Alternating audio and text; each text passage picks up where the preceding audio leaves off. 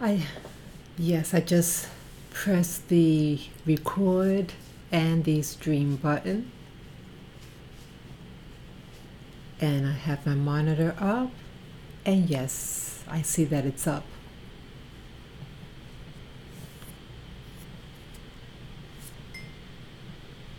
Okay.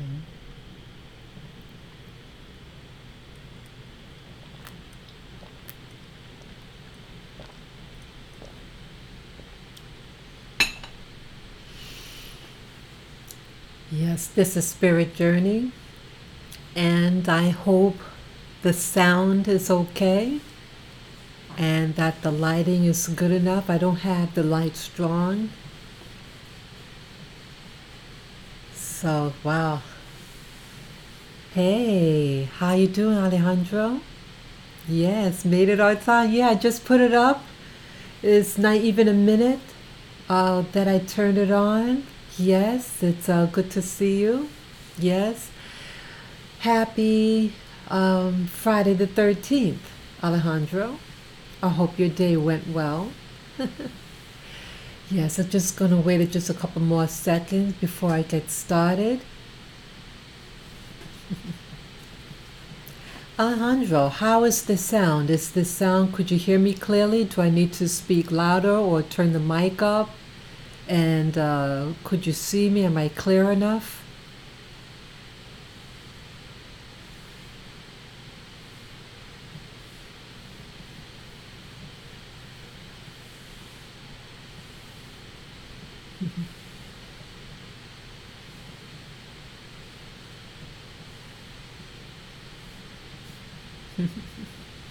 I'm still waiting. Yeah, so it's the 2-minute marker.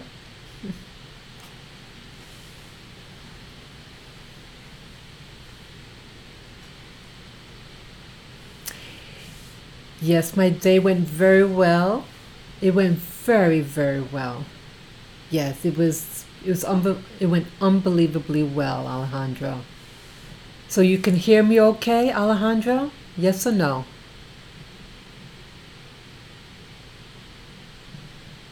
Great, great. I'm glad. Yeah. I'm just curious, Alejandro. Are you watching on your computer or your iPad? I mean, your what do you call it? Your notebook or your smartphone? Which one? Which device? I'm just curious.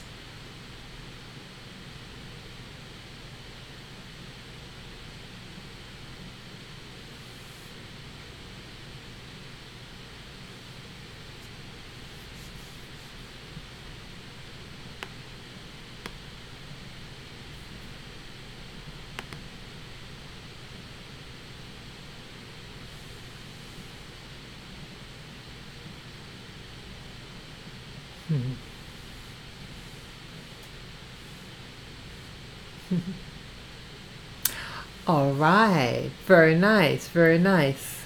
Yes, I see that you watch on your phone. Yes. I can get started now. Yes, good morning. Good morning. I'm sorry. Good evening. I'm so used to saying good morning. My apology. Good evening. And it's almost midnight, I think. What time is it? About 11:44 p.m. So it's not even midnight. But yes, good evening, guys. Yes, I hope your day went well.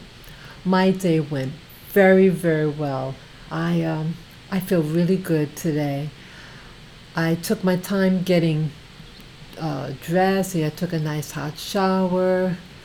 Um, I fed my little babies, my little doggies, Lily, Lilac, and Lavender, and I had my breakfast, and then I checked my app to see what temperature it was, and I was surprised to see that it was 75 degrees in New York City. Yes, you heard me right. 75 degrees. And I think just last week it was snowing. Yeah. So I said, wow. I was going to actually go to a different park than I actually went to today. I was going to go to Central Park, but to get to Central Park, it takes over an hour to walk there, and with my dogs, and with the heat, it'll take a while because one of them really is doesn't do well in the hot weather. So when I went out there, first I thought, let me give it a shot, but then I saw that it was some trouble walking with them. So I said, let me go to Bryant Park. That one's maybe a 20-minute walk.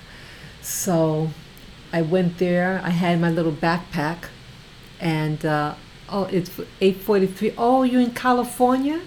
Oh, nice. Wow, very nice. Wow.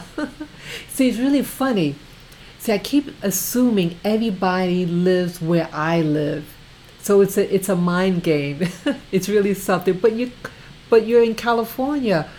How you doing, California? Very, very nice. Yes, it's New York City time, and it's almost midnight. And wow, it's really, really nice to meet people from all over the world. That was a real surprise that you're from California. Really nice. Yeah, hello, California. What part of California are you from? What part? North, south, central?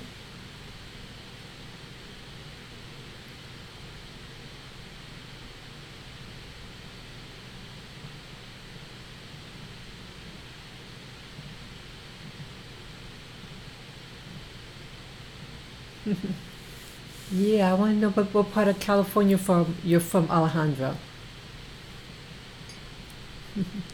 My Luke, please.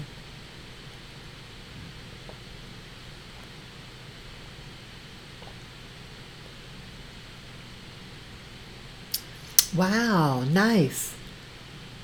So you're from the south. Very nice. Very nice. Yeah, so yeah, in New York City, the weather was unbelievably warm. People were dressed like it was summertime. Some people had on heavy coats though, but because of the unusual hot weather, and last month there was also a hot spell, and it was unbelievably warm. And I went to the waterfront, which was really nice. But today, I went to a place called Bryant Park, and it's right by the not museum, the New York Public Library. It's the main one of New York City. It has a research library. It's a giant building, and it has these carved lions in the front. And the movie Ghostbusters from the 1980s, that was where that movie was taking place. Yeah. So if you ever saw the movie Ghostbusters, the library they were in, that's the library that is right by Bryant Park. So I went there. It was tons and tons of people. We have those vendors, those food vendors, and they have these cute little, I don't know what you call it. It's a little makeshift wooden structure for the other vendors, more permanent vendors, and they sell those like French pastries, and some of them have those like coffees and different types of teas, things like that. So I went in there with my dogs. My dogs love going in there. They're really happy going there. And it's very international, that park, that region. You have a lot of co-workers, a lot of local workers there, because there's a lot of businesses surrounding that park. And so you see them, the locals, during their lunch break. They're a relatively young crowd, like they're in their like 20s, 30s kind of look. They're wearing the suits, and ladies wearing dresses, and they have their lunch and everything, and it's really cute to watch. And after hours, they go to get cocktails and things like that. And so I went there, and it's a nice environment. It used to be kind of crazy a long time ago.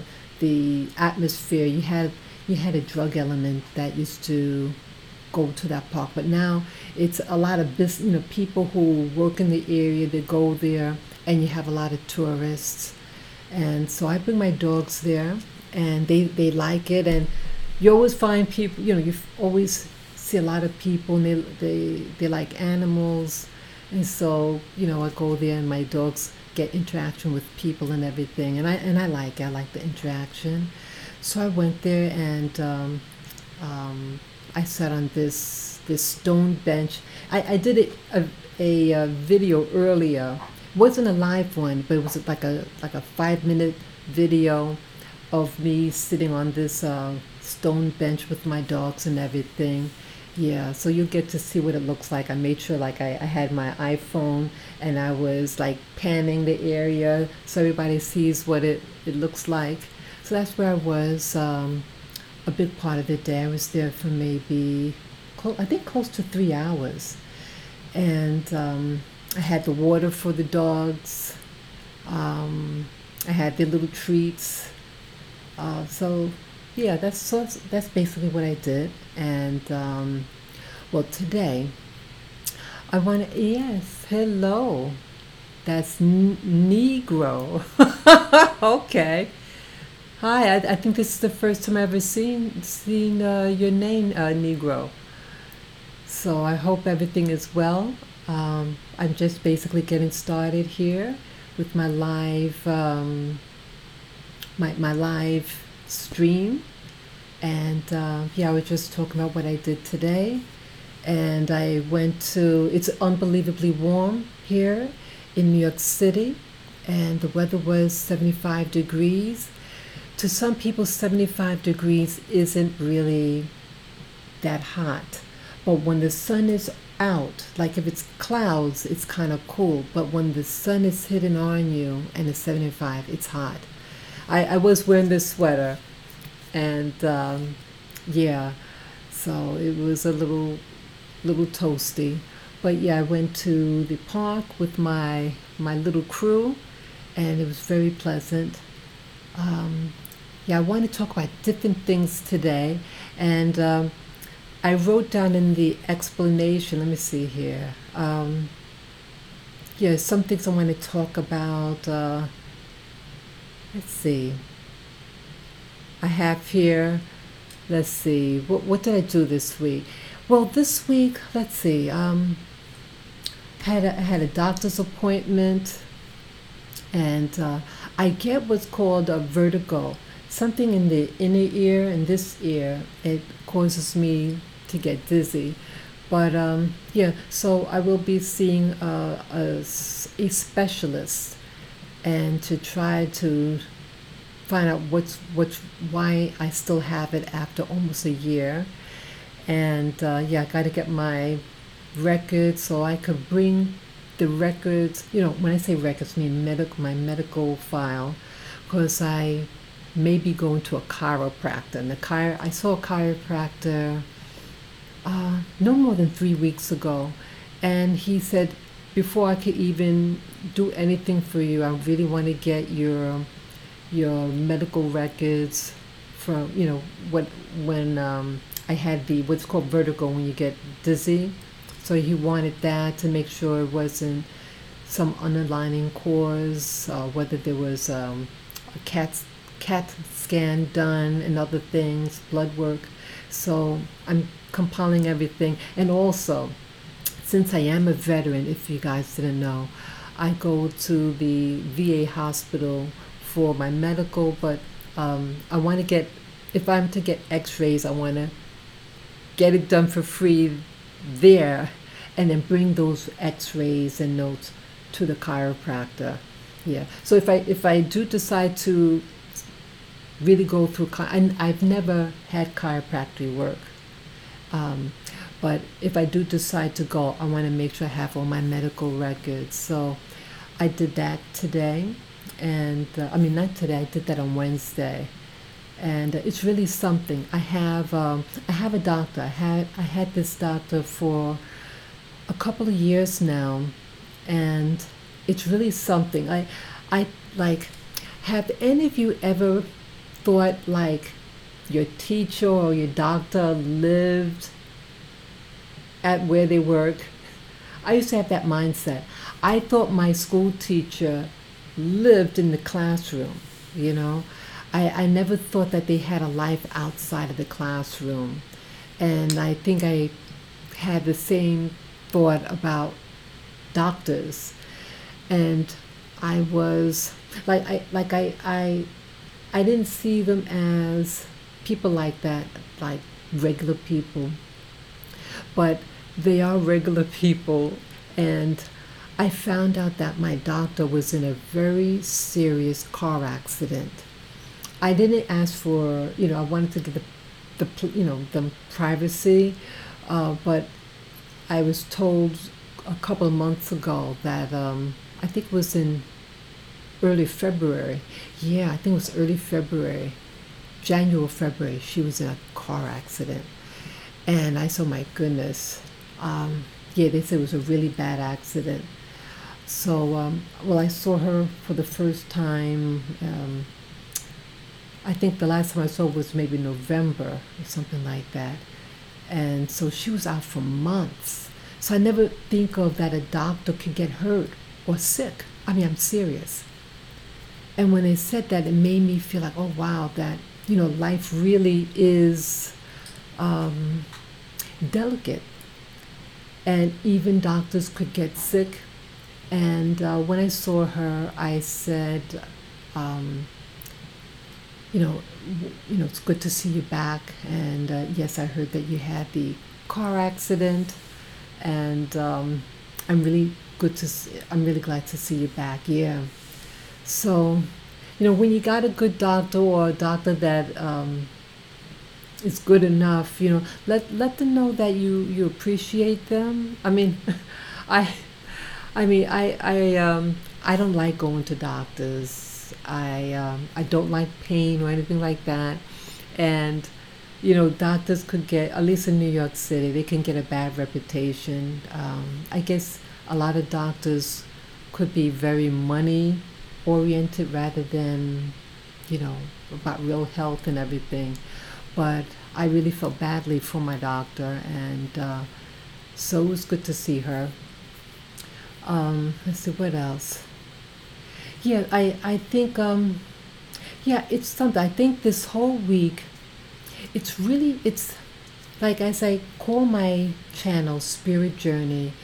Again, I think I'm raised like most people, but as time goes on, I really start to see how unique and how wrong I was about life.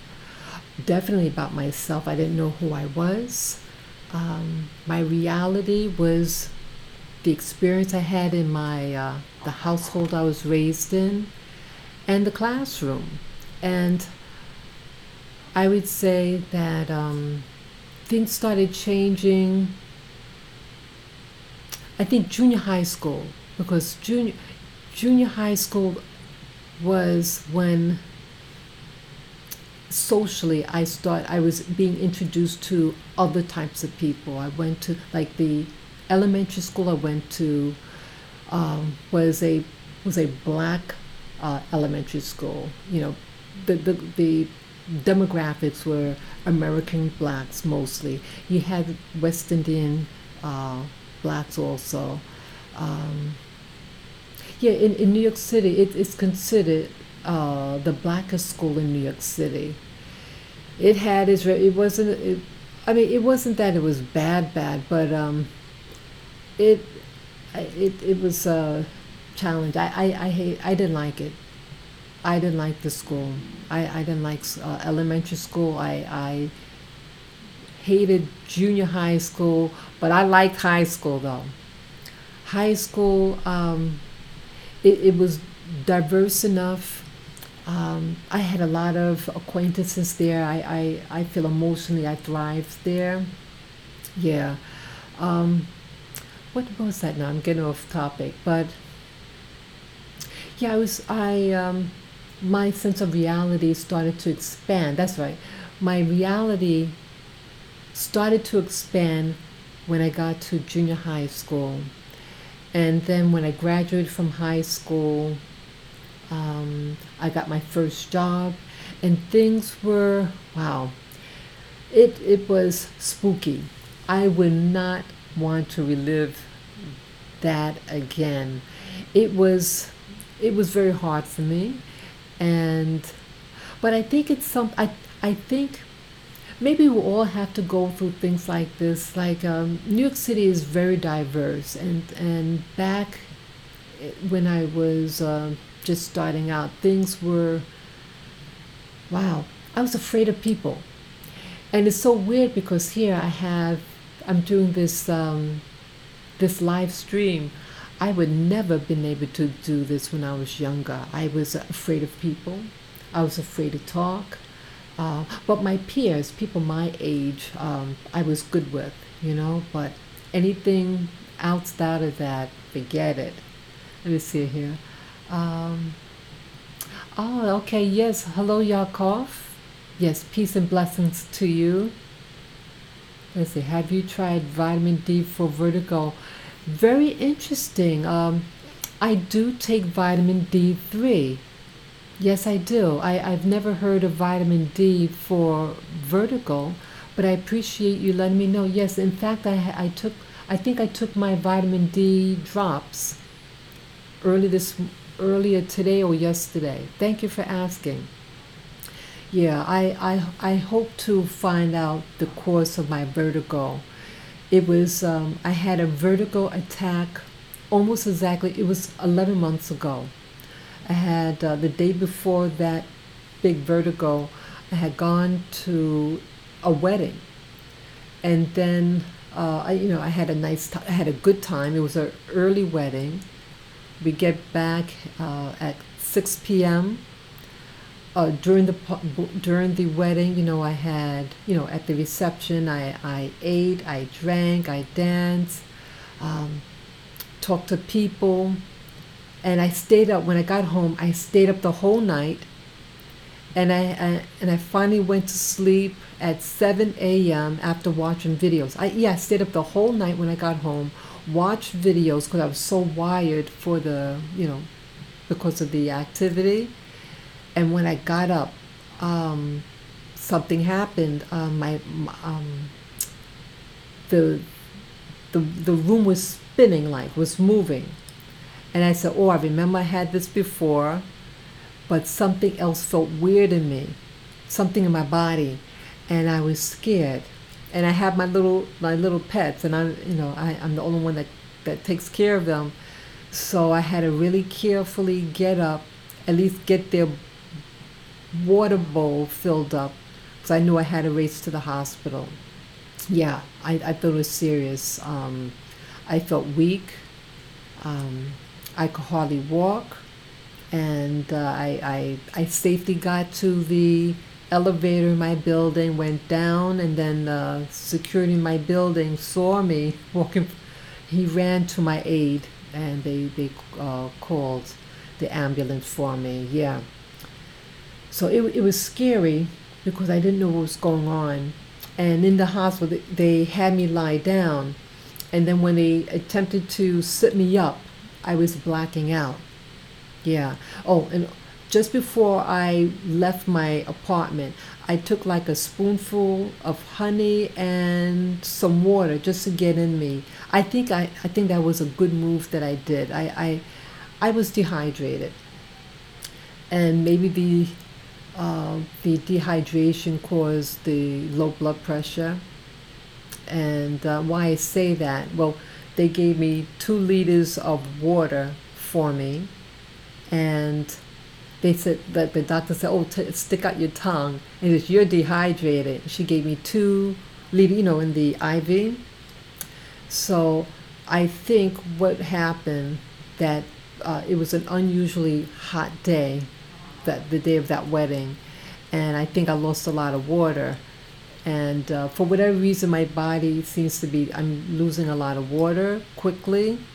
Um, and just 2 days ago, when I saw my doctor about 2 days ago, my blood pressure was low, extremely low. And I only had 2 glasses of water before I left for my appointment. And I had food also. I had food and 2 cups of water. And then I walked to the place. It takes like almost an hour to get there. And I felt great. And they took my blood pressure, and it was 99/60. I said, wow. I said, that's low. And I told them that the nurse said, are you okay? Do you feel okay? I said, yeah, I actually feel okay. Then I said, it's probably, I only had 2 glasses of water today. I did eat, but only 2 glasses of water. I think my blood pressure, I'm dehydrating. So she got me bottled water, some extra water. So yeah, so I think what happened there, the excitement of the party, and I must have gotten dehydrated, and being up all night didn't help. And then I was sleeping on an angle with my head kind of pointing down because I was sleeping on this sofa here. It's still kind of funny, and it's not made to like it's made for like you're lying on your back and you're propped up. So I had to scoot all the way down, and so my head was lower than my body, and maybe the blood, something happened. But I still have the vertigo, but not as severe as 11 months ago. But I still get the symptoms. Yeah, let me see it. Someone wrote, okay, middle school was hard for me to, yeah, I think middle school is hard for everybody, Alejandro. Let's see. It was hard for me to transition from elementary school to middle school. I got teased and bullied for having long hair. It kind of traumatized me, but it made me a stronger person. I'm glad. I'm glad that it made you a stronger person. Yeah, I feared. Let's see, middle. I guess there you call it middle school. Yeah, a lot of people, they no longer call it junior high school here in New York City. They call it middle school. I don't know why, but yeah, middle school, junior high school. Yeah, I hate it. I feared it. The people there were crazy. Well, some of the people were crazy. But yeah, my health is basically very good, but I hope to get all the tests done, and then I probably want to. I think it might chiropractor. I can't even pronounce it right, but I think it might help me. I think my hip area, that it's not in alignment, and maybe something in my neck might be pinching a nerve and causing it. But it'll be interesting to find out. I'll first go through the traditional medicine at the VA hospital and hope they can really get better answers, what could be wrong. But yeah, this week, so I went to the doctors this week, and like you guys know, I like to watch YouTube. I like to watch YouTube.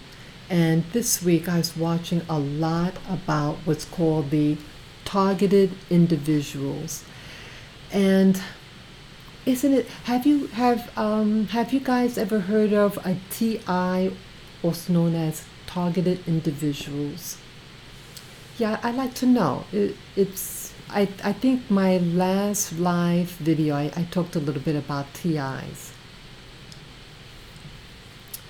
And why I want to talk a little about the TIs is, well, I think back on my life.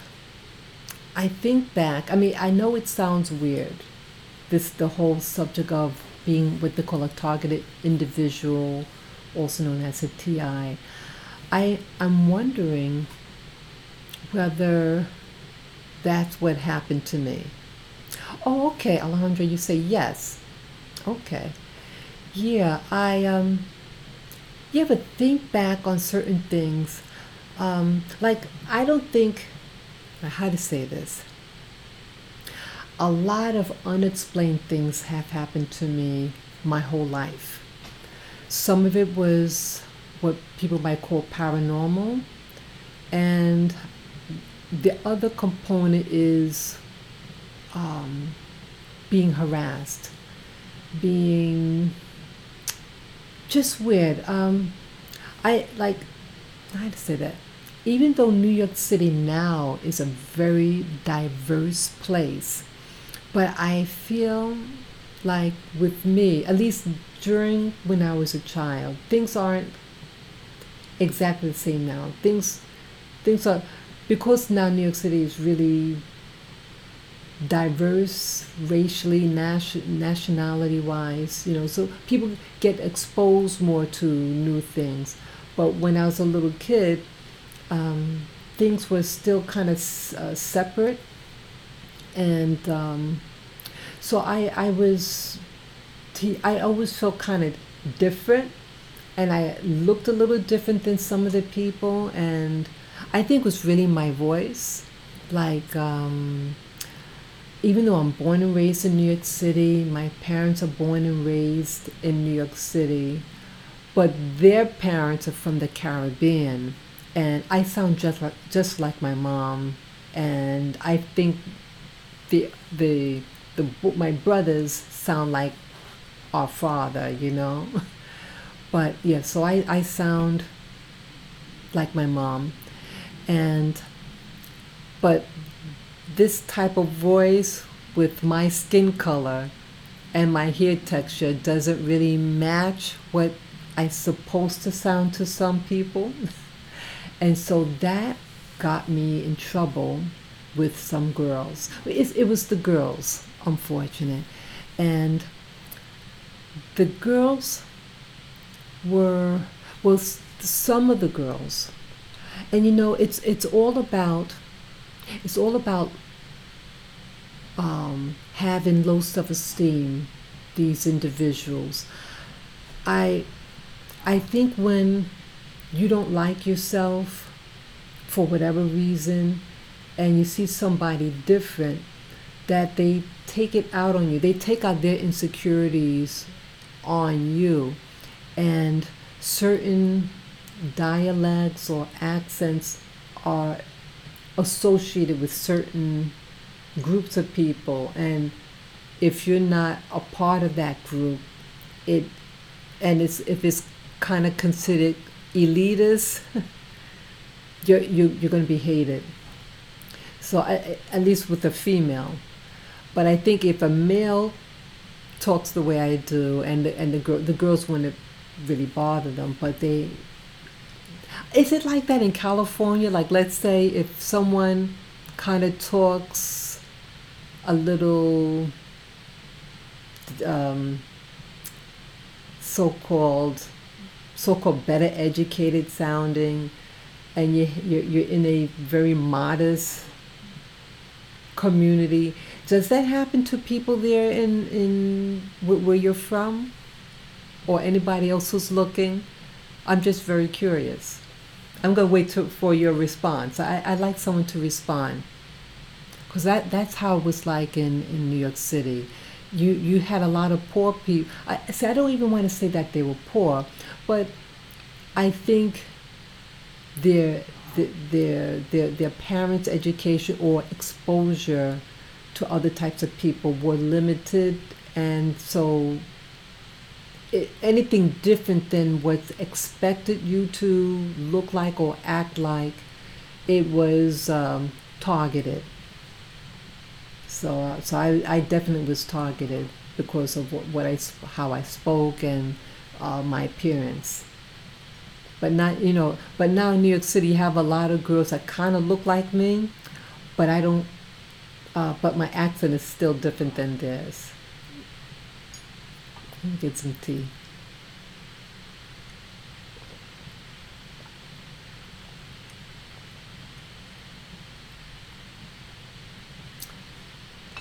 Yeah, I know it's a little delay.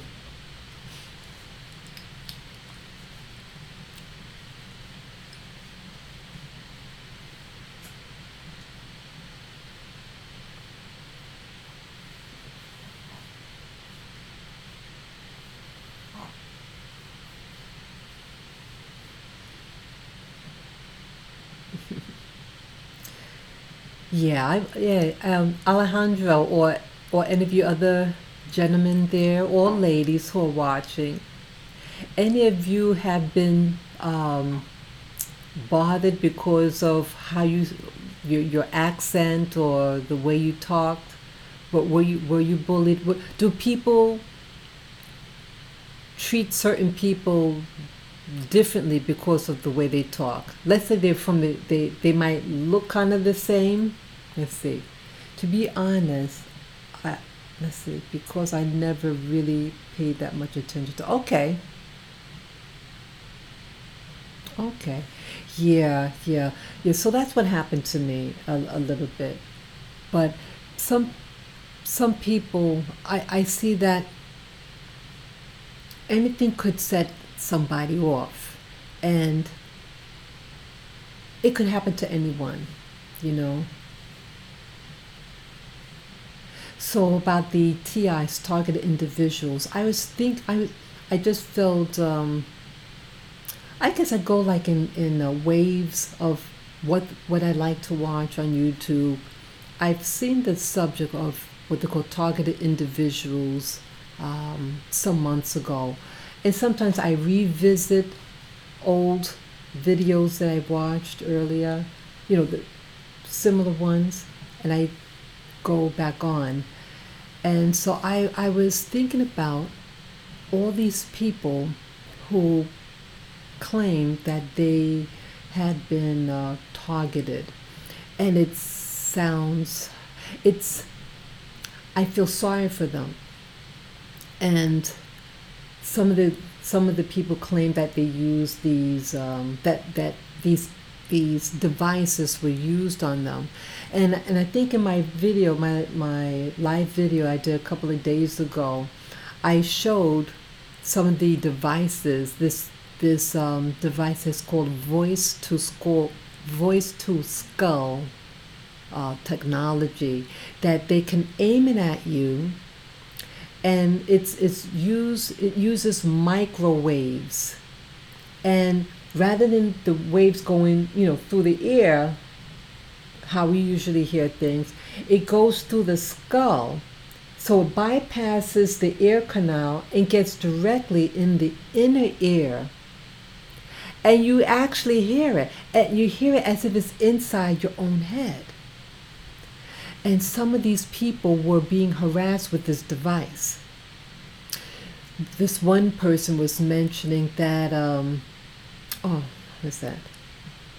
It was she was able to get proof.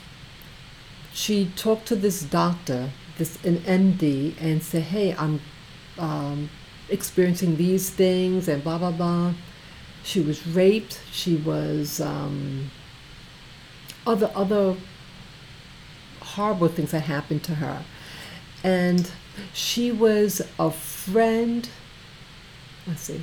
She was a daughter of a friend of this doctor, and because this doctor knew this person, he took the guy's the person's daughter, and interviewed her and examined her, and he thought it was crazy, but she says, "Look, I know the family of the girl, and so because of that, so he devised this thing. He set up cameras in the girl's house, and I think that was the primary thing: set up cameras. And lo and behold, person breaks in her house. Not only just broke it, okay, they broke into the girl's house, and then put this chemical in the food, in the refrigerator, in the bottled water. It was a date rape drug, and they put in her bottled water, and I think some other food that they knew that she would go into, and then they would leave, and then she would take the water, pass out, and they came back in, and they raped her in her bed, and the camera's on. It turned out, and then the doctor had to go to the girl's place. I mean, the doctor wasn't in the house at the time of the rape, but I think he went to check up on the girl and to get the film and stuff like that. And that's when they saw that they when they examined the tape, and so they were doing things with the food. What else? And then they started to try to talk to the doctor when when he was approaching the house. Some things happened and everything. So the girl was able to get proof because she got the doctor involved and the tapes. But you know, the perpetrator was a former FBI person who started a, what do you call it? Investigative, what do you call it? A private investigative firm. Could you imagine? And I don't know why they didn't arrest him. They didn't arrest the FBI agent, the former FBI agent. They let him go. I couldn't believe what I was listening to. So, but when you watch these films, it's you start to wonder what's really going on in this world, you know. I mean, I don't think anything like that ever happened to me, but I start to think back on my life, and so a lot of things that let's see, I'm hedging right now, but things never made sense, and so I was actually thinking. I'm thinking about writing about my experiences. That's what I thought about today. After watching all week about these targeted individuals, I'm thinking about maybe writing about it, and maybe write it like a fictional story, and write about types of things that happen in my life or things that I've heard about. Yeah, I feel like I want to be able to leave something behind in this world, something positive that people can learn from. I feel, some people, I don't have children, but I think being down here, I want to leave something positive behind. I don't want to just live here and not contribute, I want something when I'm not here, that something is here and that someone could benefit from, So it was just something I was thinking about. Okay, I have some more notes here. Let's see, I'm reading Alejandro, but I have felt like because, next thing, I have indigenous features, people would kind of treat me different. Oh, okay. Than other people. Oh, okay, people doing than other people. Something don't sound right. Yeah, oh, I'm just reading the notes here. That would be a good book. Oh, okay, yeah. Yeah, I'm thinking about writing a book. Yeah, just something. Years ago, many years ago, I thought about writing a story. I thought about writing a story about my military, but a fictional book. And then I got distracted. But now, I think I might want to do it. Yeah, I've never written a book. I'm not like I used to keep a diary and just write. And I use this channel in lieu of writing. I use this channel for the same thing, to express myself. Yeah, I think I would see, I feel like living in this big city, that there's really not a lot of books like people that look like me, people, about people like me. Everything is very, there's nothing wrong reading books about other people, but you start to think everybody in this world is a European, and not everybody's a European American, and it'd be nice to read books about people that look like you, people about your surroundings, your experiences, and going to school. Um, no, private, public school. No, we would read like what they call the classics. So these were all British authors and some white American authors. When I got into college, we had one black American author, but like I noticed though in New York City, I have to preface this. People are who they are, and people should be what they are. Um, so if someone has their own sexual preferences in gender, that is their business. Um, but I notice in New York City, like if they do have a book, a black author, it's usually someone who's homosexual. But again, if someone is of that lifestyle, that is their lifestyle. But most people in New York City aren't, most black people are not homosexual. So if I had a child in school, I want them to read about a book, a book with black or people of color who are straight. You know what I'm saying? So I don't like the politics in New York City and someone trying to push something on you.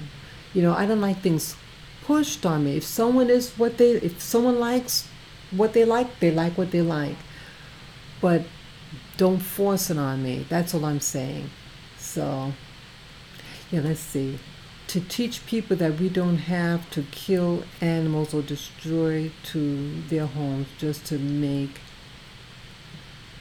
money for Bitcoin. Oh, yeah. What was it? I want to make a ecological reserve for wild animals that have had their homes destroyed. Oh, nice. Okay. That is okay. That sounds really nice, Alejandro. Wow. Wow. I want to read that again. Very nice to teach me that we don't have to kill or destroy. Wow. Alejandro, I'm really glad that you shared that because this is in line with the movie that I just came from today. And as you see on the I forget what the terminology, the description box below about the movie Rampage. The was a Dwight Johnson. He's an actor, and he stars in this movie called, I think it's called Rampage, and it's about this primate, and it gets loose. But I did decide to see the movie, and I saw the preview of the movie. I think just a week ago or no more than a week ago. And I was hesitant at first. Like I kind of like Dwight Johnson. I like the actor. But when I saw the little primate in the preview that they showed, I started to cry. Yeah, I started to cry because the thing was crying. And I'm very sensitive regarding animals. When they show animals on television, it looked real to me. But I think it's a CGI. It's a computer generated image. It's not a real primate, but it looked real. And I think why it made me cry. Like for me, like I think movies that have animals, when they humanize them, the characters of the animals, the the animals really representing people. It's representing a concept or an idea or a type of person.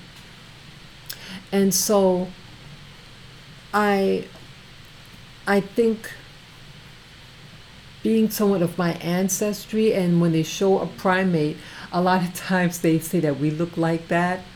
But I know that they might be trying to be mean when they say that. But I rather look like a monkey or primate than look like some of these people here who are destroying the animals. Yeah. Yeah, see, they used to try to make me feel ashamed. But I like the gorilla. I like the monkey or the orangutan or whatever they are. I like them because they have heart. They don't just do things and be crazy because they feel like it. If you see them acting out, it's usually because a person, a so-called human being, did something to them. And yeah, I'm very sensitive with animals, and when I feel that someone is abusing an animal, they're on my poo-poo list. Yeah. And a long time ago, there was a movie, not a movie, like on television a long time ago. They had this movie called Godzilla. Have any of you ever heard of Godzilla? It's about this giant. I think it's like a reptile or something. Yeah, and it used to make this noise. And yeah, I like the I like the little animal. The when it I saw myself, even as a little girl. I might have been maybe 7, 8 years old, and I see this Godzilla or King Kong, and I didn't like how they were treating the animal. I was very sensitive even back then as a child, and I I like when the animal was destroying the city. But but even now it's even more so. Yeah, here I'm an adult, and I watched this new movie, Rampage, and this primate was on a rampage, and I said, get him. Yeah, I was for that primate, and it's weird. See, I'm not into violence. I'm not, but I see that there is a, like, yeah. Yakov says, ah, yes, Godzilla, the sound was made from yes, I heard about that too. And they took the violin and put the sound in reverse. Yes, I heard about that. Yeah. Yes, hello, EZ417. Yeah. Oh, they'll say, I agree. That's why I think if you hunt animals for fun, you should get charged with murder. Yes, I agree. You kill an animal for fun, yes, you should go to prison for a long time. Yeah. See, I if someone is going to kill an animal, let's say an animal, it's charging and to trying to kill you, but it's not trying, but not like you instigated. You just walking, minding your own business, and something is trying to kill you. Okay, you defend yourself. But these people go out and they think they're slut. They're my poo list. I don't like that. If you're hungry, if you're gonna kill, to eat it, and if you're gonna eat it, you eat it in reverence. I mean, there are some religions that if you're gonna kill an animal, you have to kill it a certain way that will cause it the least stress, the least pain, and you pray over that food, and you thank the creator. He said, thank you for this food. Just be humane. I know that not everybody is vegan, whatever. But if you're going to eat it, don't be a jerk about it. Have some type of reverence for your food. Yeah, I really feel that way.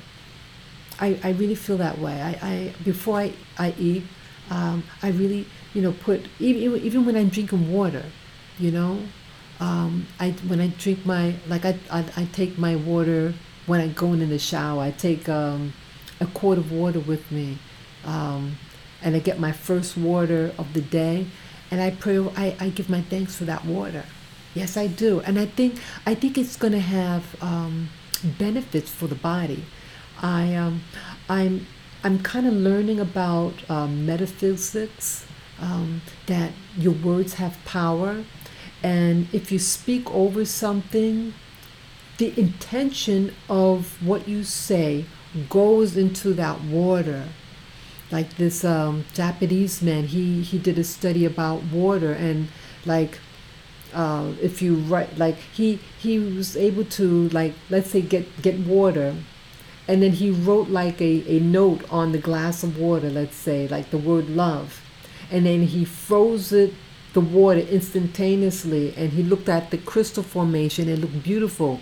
And then another thing of water, he wrote the word hate on it, and then he froze the water like instantly. And when he looked in the microscope in that water, the water crystals was very distorted. So the words and intent of the word, the vibrations of the words mean something. So is that something that the lettering of a word, if it can affect water, and your body has water in it too, what's about 70% water, and if you, let's say you write certain words on you, it's going to affect your body then metaphysically. That, like the Japanese man saw. Look at people who get those tattoos. When they get some tattoos on you, and some of them, they write violent stuff, and their body has 70% water. What are they doing to their body? What are they doing to their mind? The water crystals in their body. You're cursing yourself. If you call yourself a bad word, it's energetically going to screw you over. So if you're going to have words, have tattoos, you better have something that's going to edify you. Yep. Let's see. You should check out. I'm just reading the notes here. Let's see. You should check out on YouTube that plants produce music from the vibrations and energy they give off. Oh.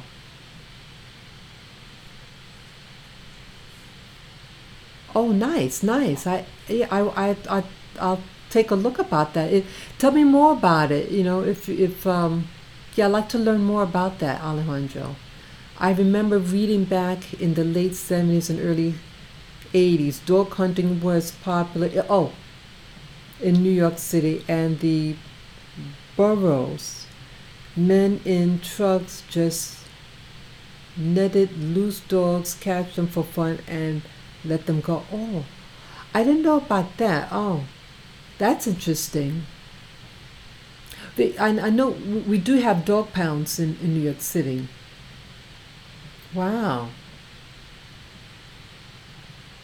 Yeah, it's amazing. Yeah. It's amazing about what you say, and I imagine the written word on your body. Just imagine a written word in a book.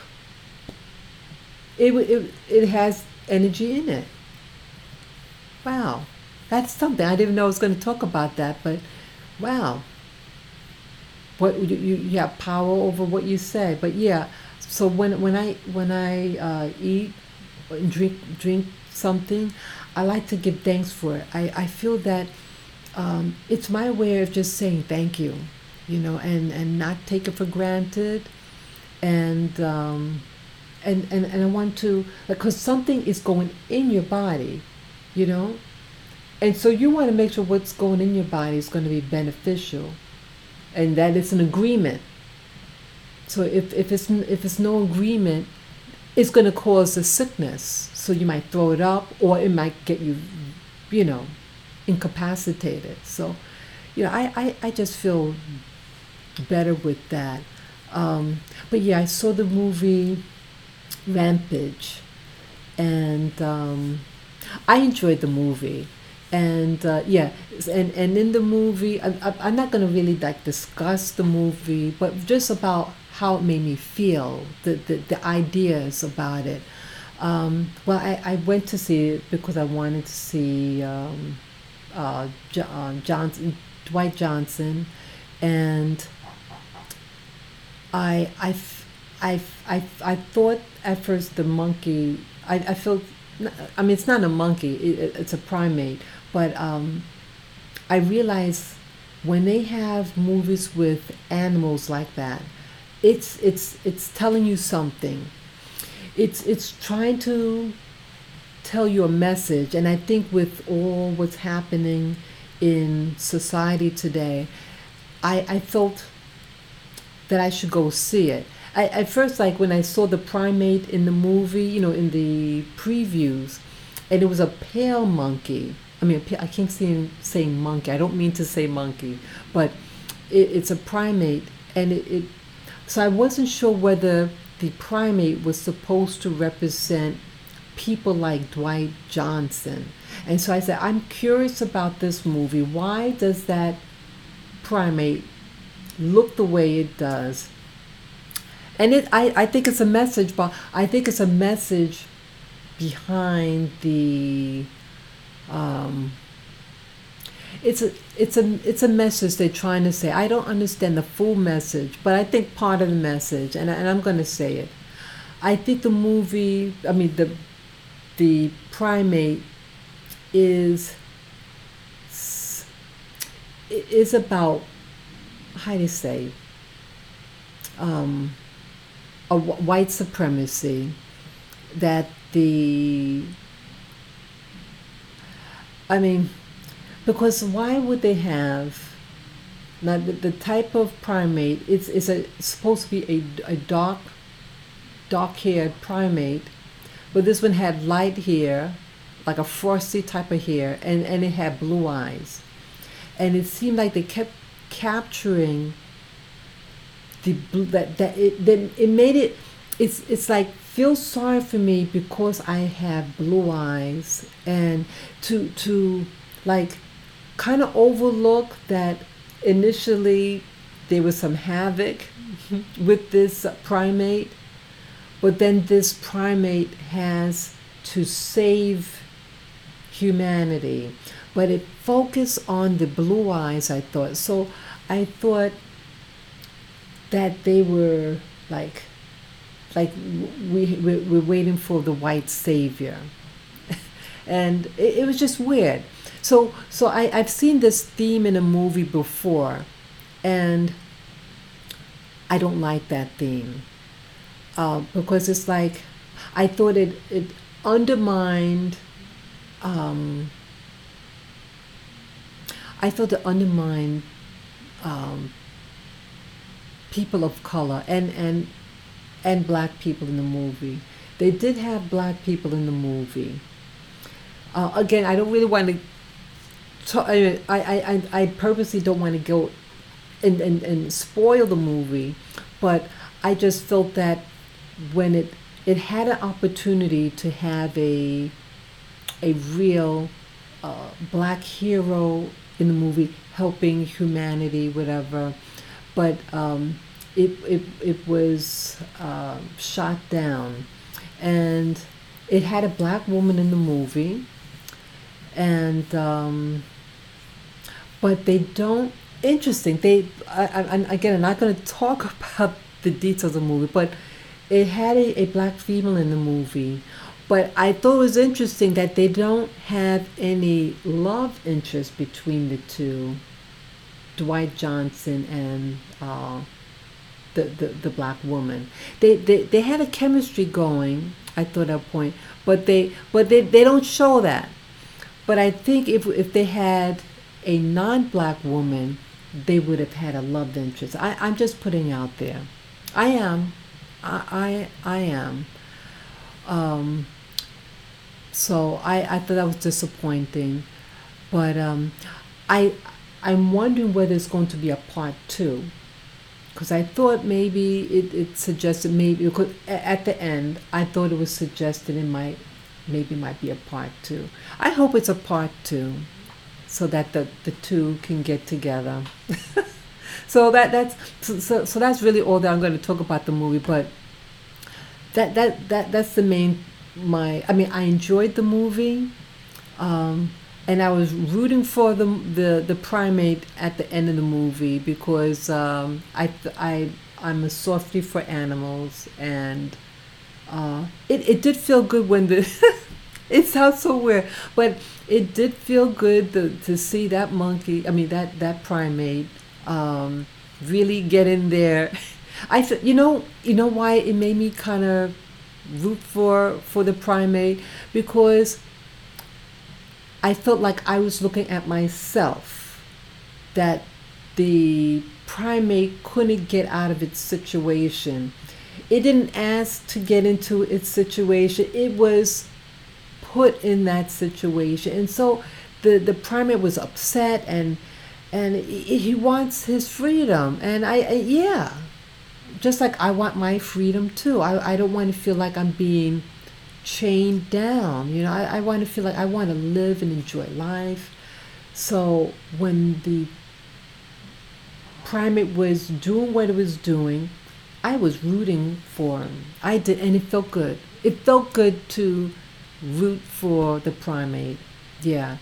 And it could be any animal. I see that animals, when I see animals on television, I root for I root for the animal and not the human. Yeah, it sounds bad, but I'm being very honest, because I feel the animal to me symbolizes innocence, and when I feel that the animal's being messed over, I'm rooting for the underdog. I am, and so that's why I do that. That's me. Yeah, I don't. Yeah, if it's between the animal or the human, when it's a movie, I root for the animal. Yeah, I'm sorry, but it's true. So I see some comments here. Uh, let's see. Okay, Yakov says, in Europe, I had a friend show me how he took a wind-up music player, placed it on a Bible, and then on a regular book, and the music changed. It sound different on the Bible. Blew my mind. Wow. I should get my glasses. I don't have my glasses on, so I'm really squinting. Wow. That's interesting. And let's see what else. I seen a part of that movie with the ape, and I don't want to see it. It has some hidden. Yeah, exactly. Yakov, it does have messages.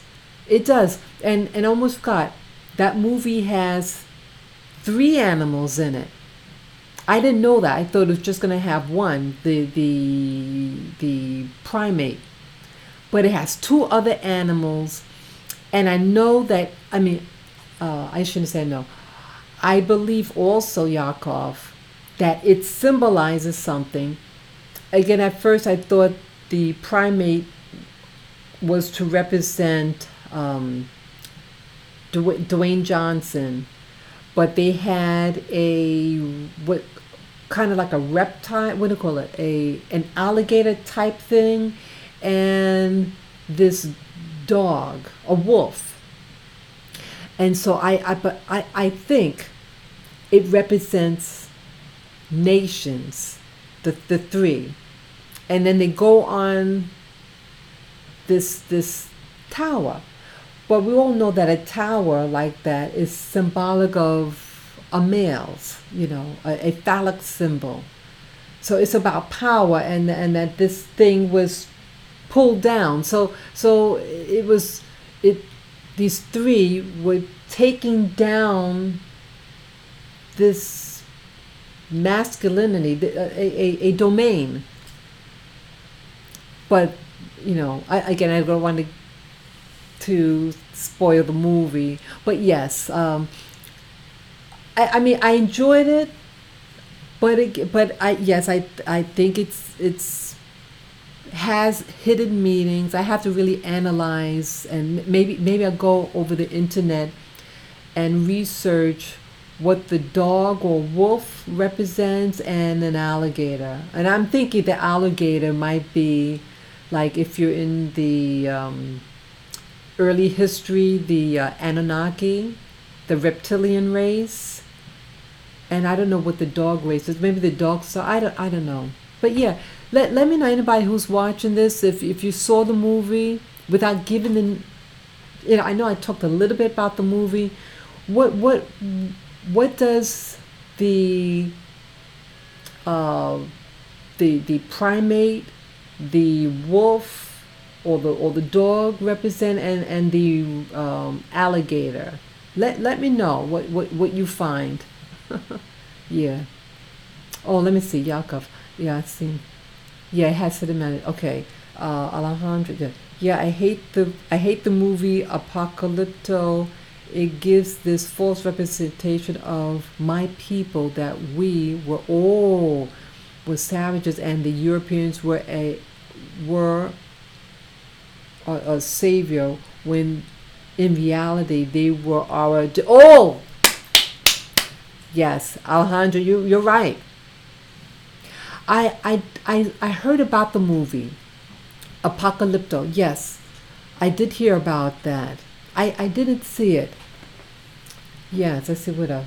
I avoid any CGI. It destroys the human mind and blurs reality with something made with a computer. Too many people can't seem to distinguish real and not real. Thank you for sharing that. This is my dog Lily, one of my 3 dogs. That's Lily. Yeah. Let's see. Yes, animals are just trying to live like you and me. Yes. They have families to feed too. Yes. Thank you so much. I'm really glad that you're sharing what you're sharing. It's very valuable, what you say. But yeah, I see that these movies, I see now in my life with reality, I see that my sense of reality is changing. Again, as I said earlier, I think I was raised like most people of my day, and I was very naive about a lot of things, and I just wasn't exposed to a lot of stuff. But when you become an adult, you're forced to your exposure grows naturally, because you have to go to work and all this and that. So I see that, like right now, at least in my opinion, the movie industry it's like they want to disclose certain things. They're sneaky. They don't want to just say it up front, but they hide their messages through the characters, especially if they're animals. And so if you understand what the animal represents, that you pretty much got the movie interpreted. Sometimes they use the color of the animal to represent a particular race of people, but I think in this movie, in part, I think the primate represents a type of person, but the other two, the dog and the alligator, which were both dark, it represents something, some element. But the primate saves the show. But again, what color is the primate? A very light and blue-eyed one. Yeah. So it's conditioning people that, again, that things that are dark are evil and things that are light is good. And I think that could be dangerous. Like, I think that's where what they call white how can I forget the term? But white supremacy. That is the mindset that they're being superior to everyone, especially if they have blue eyes. So, but you know what that reminds me of? Oh, Disney. Let's see. Disney too. Too many Yes, yeah. Disney's a big one. They use a lot of subliminals, kind of like the Planet of the Apes from, yes. I remember when the Planets of the Apes came out, the first one. That one was very political because that was right after the race riots. And but even when it came out, I was just a little girl at the time, and but in my head, like, I didn't understand things like race back then. I didn't understand it really, but I felt uncomfortable because of I knew that they were pointing at me. I knew that it had to do something with people of color. Yeah. So I did see the Planet of the Apes. I think I saw two of them. I know there's this Planet of the Apes, the Return to the Planet of the Apes, and then I think it was Revenge of the Planet of the Apes. Yeah. The King Kong #1, Black King Kong, yes. New Rage, White and Blue. Oh, yes, yes, yes. King Kong, yes. Nari, yeah. See, they're telling you something. You got to yuck off. Yeah, it's telling you something. See, they know people can't take the direct message, so they hide it with animals. Yeah.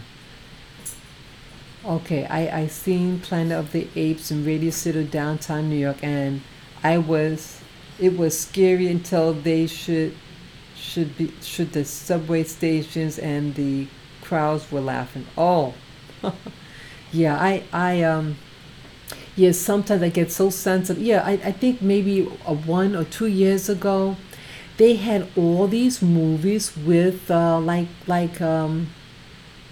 like ape movies, and it's like, what's going on? They had this giant chimp, but they have a white lady on the horse with them. It was just weird. I said, I know they're trying to make you think something. Yeah.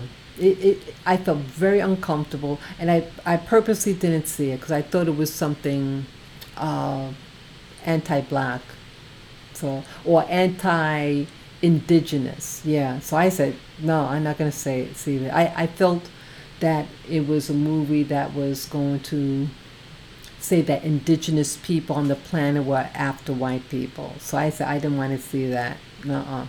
Yeah, symbolism. Yes, Yakov. It's all about symbolism.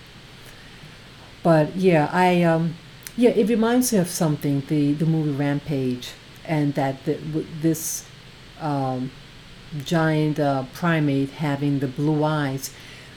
There's something that it symbolized. I mean, I love the color blue, and there's nothing wrong with having blue eyes, or green, or black, or brown.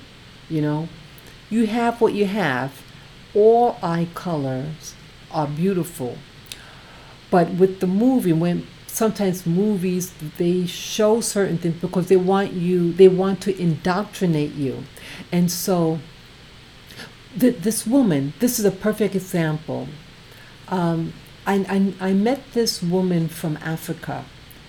She was from Central Africa, a very modern woman. She was born in a privileged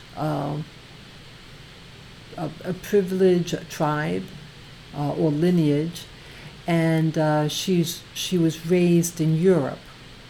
She was raised in France, and what was that now? She made mention about her, I think it was her grandfather. That now this girl's family were the rulers of this small island within the country. They owned the land. They were the ruling tribes. But again, this country was taken over by Europeans.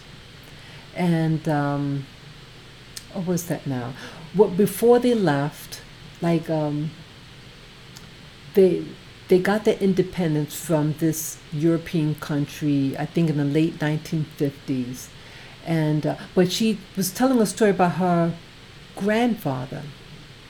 And during the time of European rule over that country, the father was going to school, and then when they saw, but the father had blue eyes, blue or gray, and they said that he can't go to, get this, he can't go to the native school.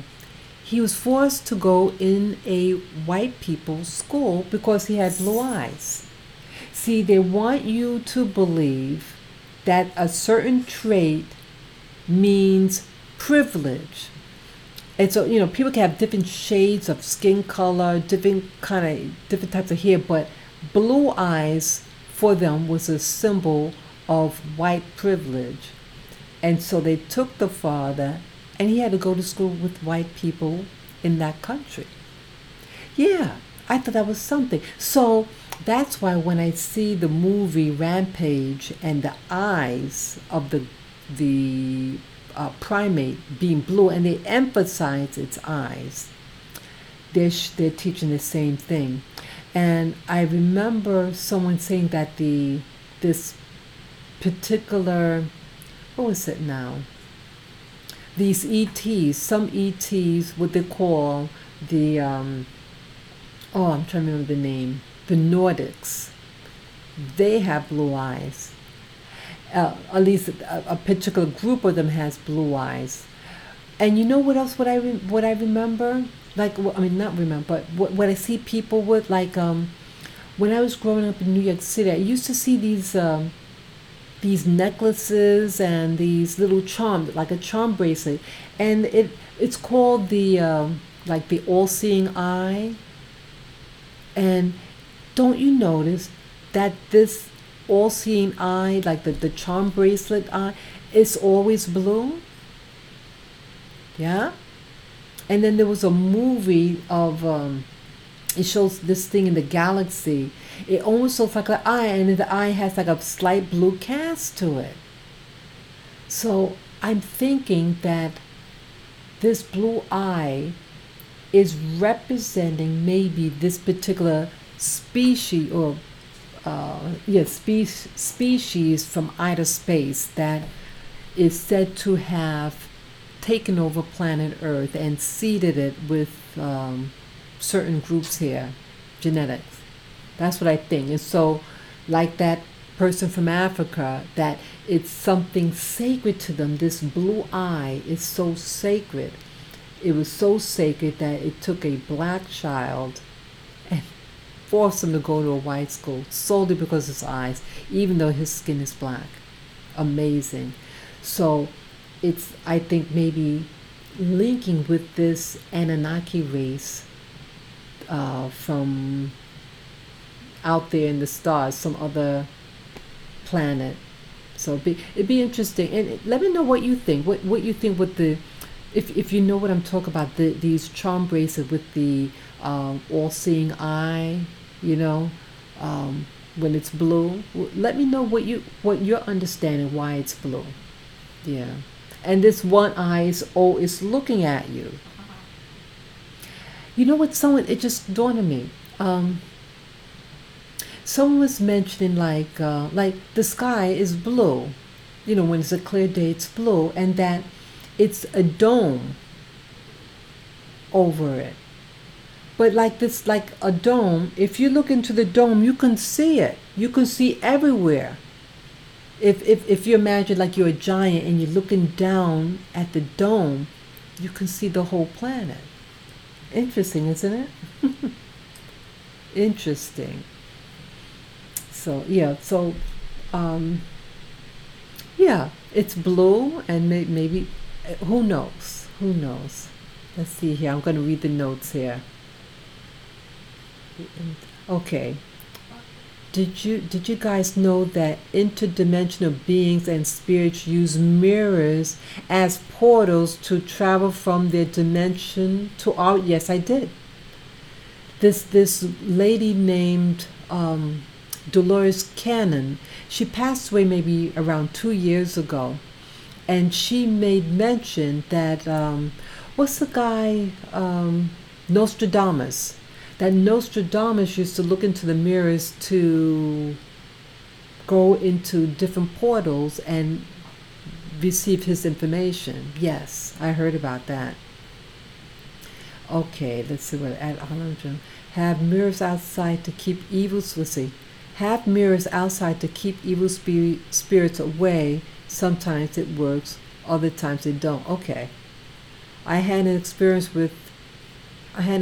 where this being used to come in my room through the mirror I had when I was a little kid. It was terrifying, but we got rid of the mirror. Never saw it again. Thank you for sharing that, Alejandro. Yeah, a portal open. Mm-hmm. Yeah, the mirrors have kept away the psychic vampires. Wow.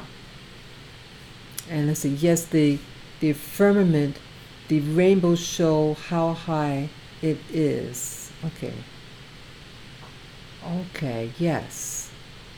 Yeah, because they said a rainbow is appears. It has to have two things. They said for a rainbow to occur, that it has to have some type of dome, something that's kind of concave. It has to go through a concave and then go through something else. So you can take like make a rainbow in your home. You know, you do an experiment. You get a light, and you get a concave glass. And so someone was suggesting that our this Earth is really has a some type of dome covering. Yeah. Yeah. I kind of think so too. I mean, I don't really know what I believe, whether the Earth is flat or round, but I believe something is up. I I do meditations. I don't do it as often as I started. I started the meditation about 2 years ago, and uh, I was more active then, but I really don't do it that much. But in the morning when I do it, I do it like when I'm just awakening, and I have been seeing some things, but I just see them for a couple of seconds. Sometimes I see what looks like a black sky with stars, very, like pinholes. Um, what else? I've seen nature scenes, like plants. Um, yeah, I have on my channel, like if you go on my playlist, I have a playlist called Visions, and you'll be able to see some of the things that I've seen during my morning uh, meditations. Yeah. So what else? Okay, Alejandro. There's a movie called The Host. I recommend that you watch it, Spiritjourney. It has to do with the blue eye subject. Okay. Let's see. There's a movie called. Okay, The Host. I want to write that down. I have to get a pen. Hold on. Yeah, I want to get a pen. So I'm just gotta get a pen.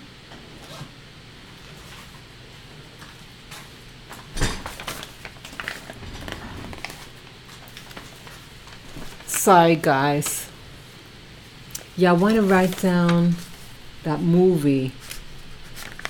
So the movie is called The Host, Alejandro?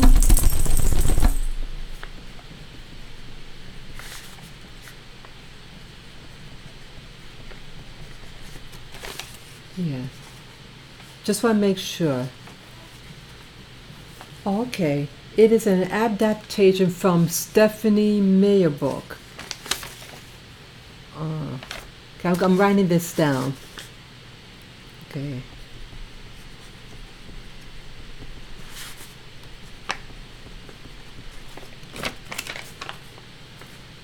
Yeah, I'll take a look at it. I'll definitely take a look. Yeah, see, this channel, because I was so limited in my understanding of things, and I'm. You want to get down? You want to get down? I'll put you down. Yeah. Yeah, I think she wanted to get down. Yeah, my channel, I mean, I feel like I lived in darkness. And I was just, I think, I was getting frustrated. I couldn't find spirituality in church. I couldn't. And so I got fed up and I stopped going to church in 2013. My last day of church was the last Sunday in 2013. And 2014 and on, I just started asking questions and really started getting into YouTube and like it's my means of really investigation and getting outside outside of the box. So let's see. Okay, Yakov, she is responsible for all the races I went through during grade, middle, and high school to discriminate against me. Let's see. Let's see. Just the firmament. Yeah, could you elaborate about that, Yakov? When you say she, let's see. Let's see. I gotta get my glasses. I'm squinting. I'll be right back. Let me get my glasses. I need glasses.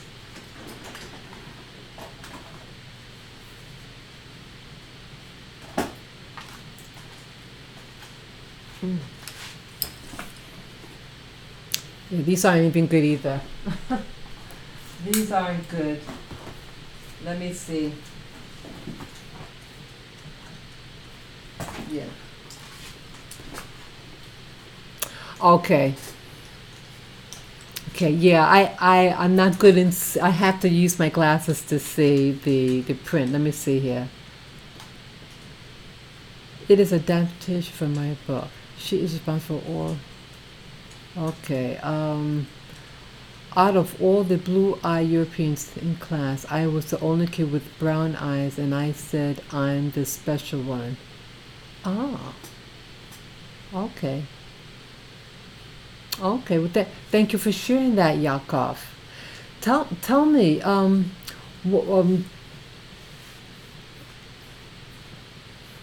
let's see. Let's see. Out of all the blue-eyed Europeans in class, that's okay with. What did you, Yakov? Did you go to school in the United States?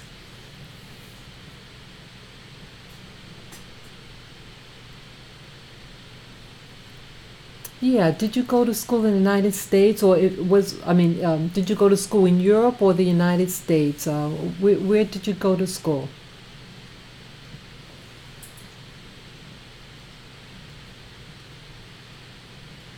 Okay. Are you able to share what state? What state in the United, which state?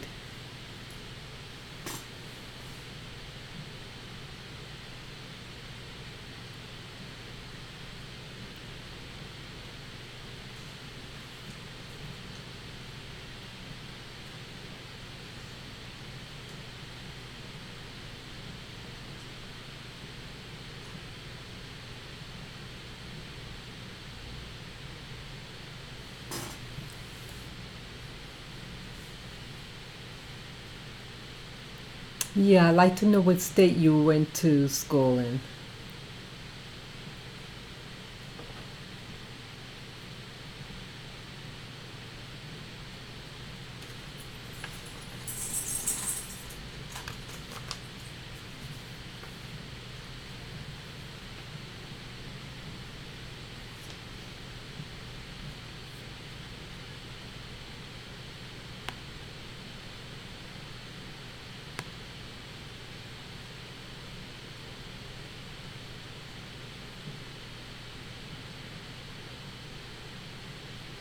Hmm. Thank you for sharing that, Yakov. Let's see. So are you saying that I want to make sure I understood right. Are you saying, Yakov, that um, you went to a school and they did some test on in the classroom?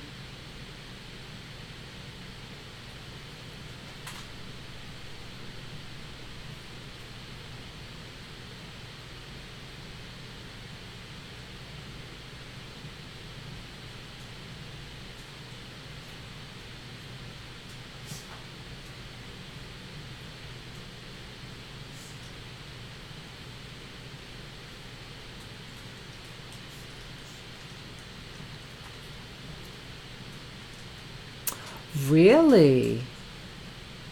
Wow. Are you able to share, Yakov, what year this that was done to you?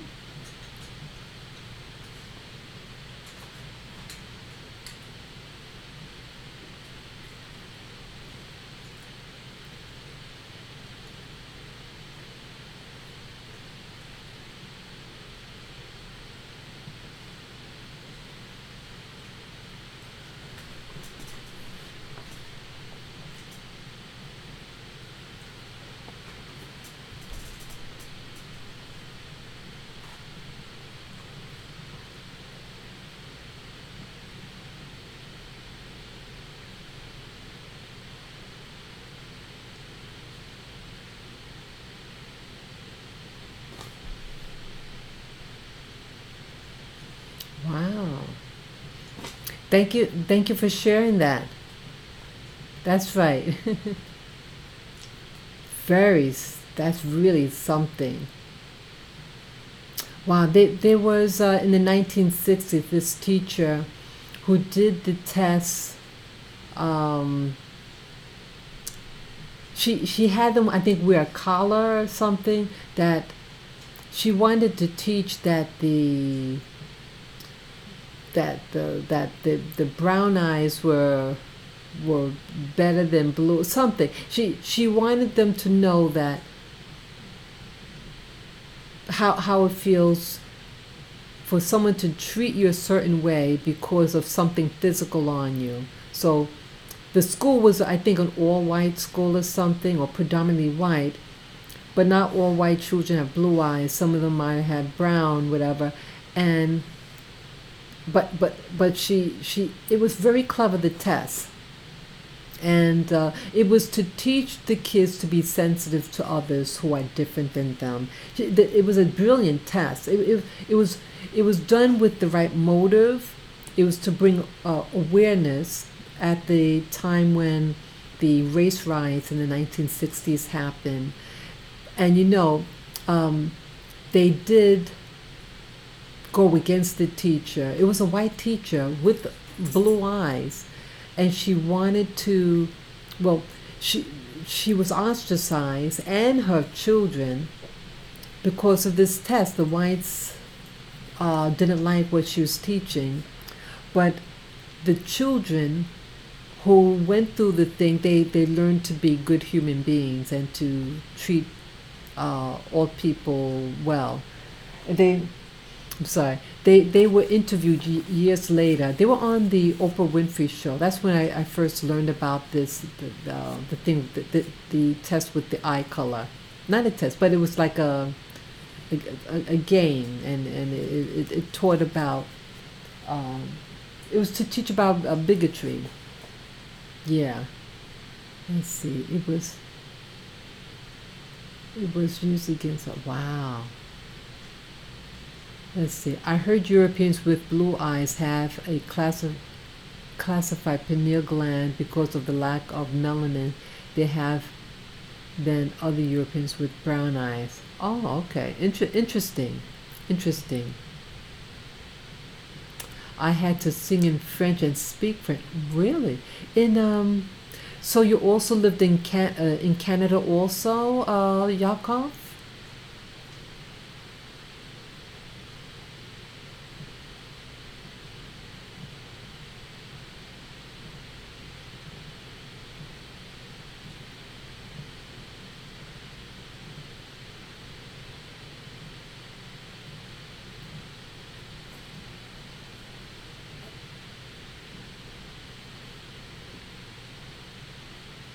I'm learning a lot of information today.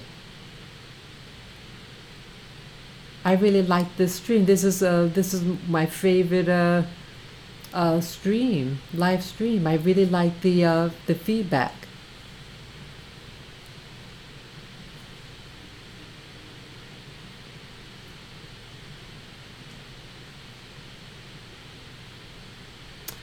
I was a lefty, but God hit on my left hand and had to use my right.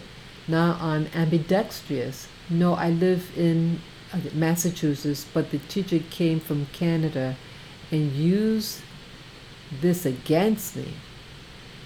She used your hand, your left hand against you, or you mean your eye color or your race against you?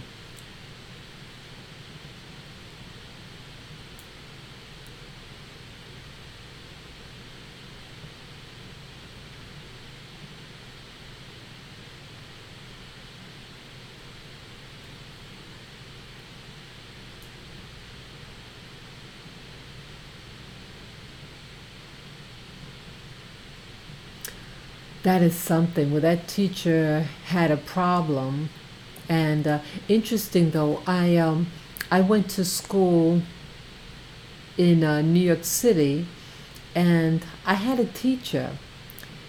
He was most of the teachers in high school were all white. I only saw one or two black teachers. Um, Maybe it was just one. Wait a minute. I'm trying to remember whether he was in my junior high school. Um, I forget now, but I know at least there was one black teacher in high school. And well, this one particular teacher who was a white teacher, he was also Jewish. He was a very light-skinned man, a light-skinned white person with blonde and blue eyes. And I think he was my psychology teacher. And I liked this teacher. And when he said one day that it was something with psychology, yeah, psychology class, and he said, "Oh, black people are inferior to whites." And then he also asked, but Asian people are superior to white people. But I felt I felt hurt.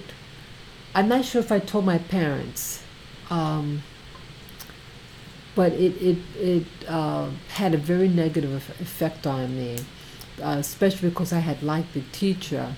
But people people want to believe what they believe. I even so-called educators, people, and I think when you speak things, you make them happen. Like I think a lot of things in life, it's not prophecy. If you speak something, you put it out there in the universe, and you can make it happen. And in fact, there's a movie coming out, or if it already came out, and it talks about this, that what like what if it was recent. um I'm trying to remember now. It was a movie. I'm not sure if it's a movie I actually saw, but that it was people who were able to. Oh, okay. There's a movie that's going to come out. Something about a future that if there were people. Oh, okay. I remember.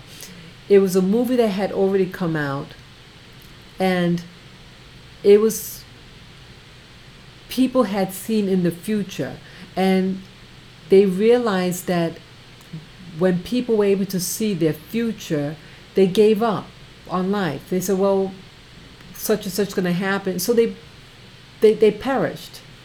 And so the movie was then the scientists wanted to destroy the machine to save mankind, because the act of knowing your future, it has a negative effect. So here with this teacher, if this teacher was taught and believed in the science of the IQ tests and things like that, but things like the IQ test, it's not science. It's a religion. Science is religion. It's man-made, and it's made for a reason, and it's made for one group to subjugate over another. So it's really something that people are believing things, and the trend now. So if this Jewish man is teaching about blacks being inferior, don't you think that's going to affect employment? If they think black people are inferior, and then now with the Asian, in New York City you have a lot of people from Asia, and they're being hired by white people and Jews in top positions. So people are making what they say come into reality, even if it's for their own demise. So it's really something. But everyone is special. And I see in my life growing up, and the lies that I learned about myself. See, right now I'm trying to break through all the limitations that was put on me for being a female, put on me for being a person of color, and other attributes. It's always going to be something that's going to divide people if you want to see it.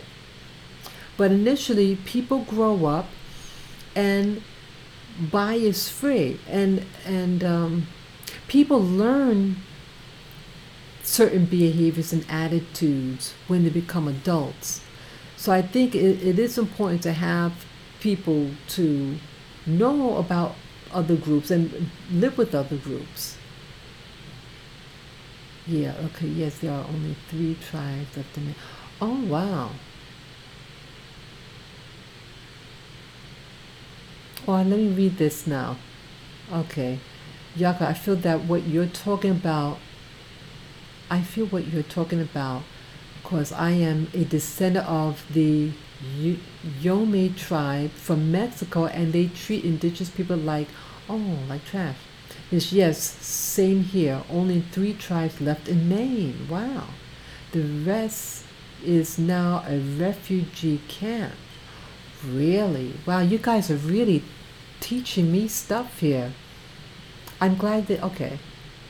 Oh, now the IQ test. In high school, they gave me a special test. It was all about the ghettos of New York City, and good thing I knew something about New York City. The math was too complicated, so my final IQ was 30. See, they lie. You know, one thing I'm learning now as an adult, if I'm to have a school, see, when I was in school, they focused on what I didn't know. I mean, they focused on my weakness and made that like to be what represented me. You don't focus on your weakness, you focus on your strength. Your strength shows your abilities. It's what your abilities that's going to be used for society and yourself to make everyone comfortable, you know? It's foolish to focus on your weaknesses. But they do that because the school system is about making money. It's not about educating. And I think it's sad. I hate the school system. I think the school system is a prison for children, and that it in New York City is corrupt. It's very, very corrupt. You have people, one thing what I don't like what happens in New York City is that, like New York City, at least in Manhattan, most people are people of black ancestry, and whether they come from the Southeast or the West Indies. But the teachers and the heads of the school boards, are not black people. They get usually New York City, who runs the school system are people of what they call Ashkenazi Jews. And just like my teacher from high school that said that black people are inferior and that the Asian people are superior race. Now, my teacher had to learn that from someone. And so who did he learn it from? He probably learned it from his teachers. So I think it's dangerous. I think a school system should, it's good that you have all different types of teachers, of different backgrounds, but I think you should have a curriculum that's going to teach the people of that community what they need to know.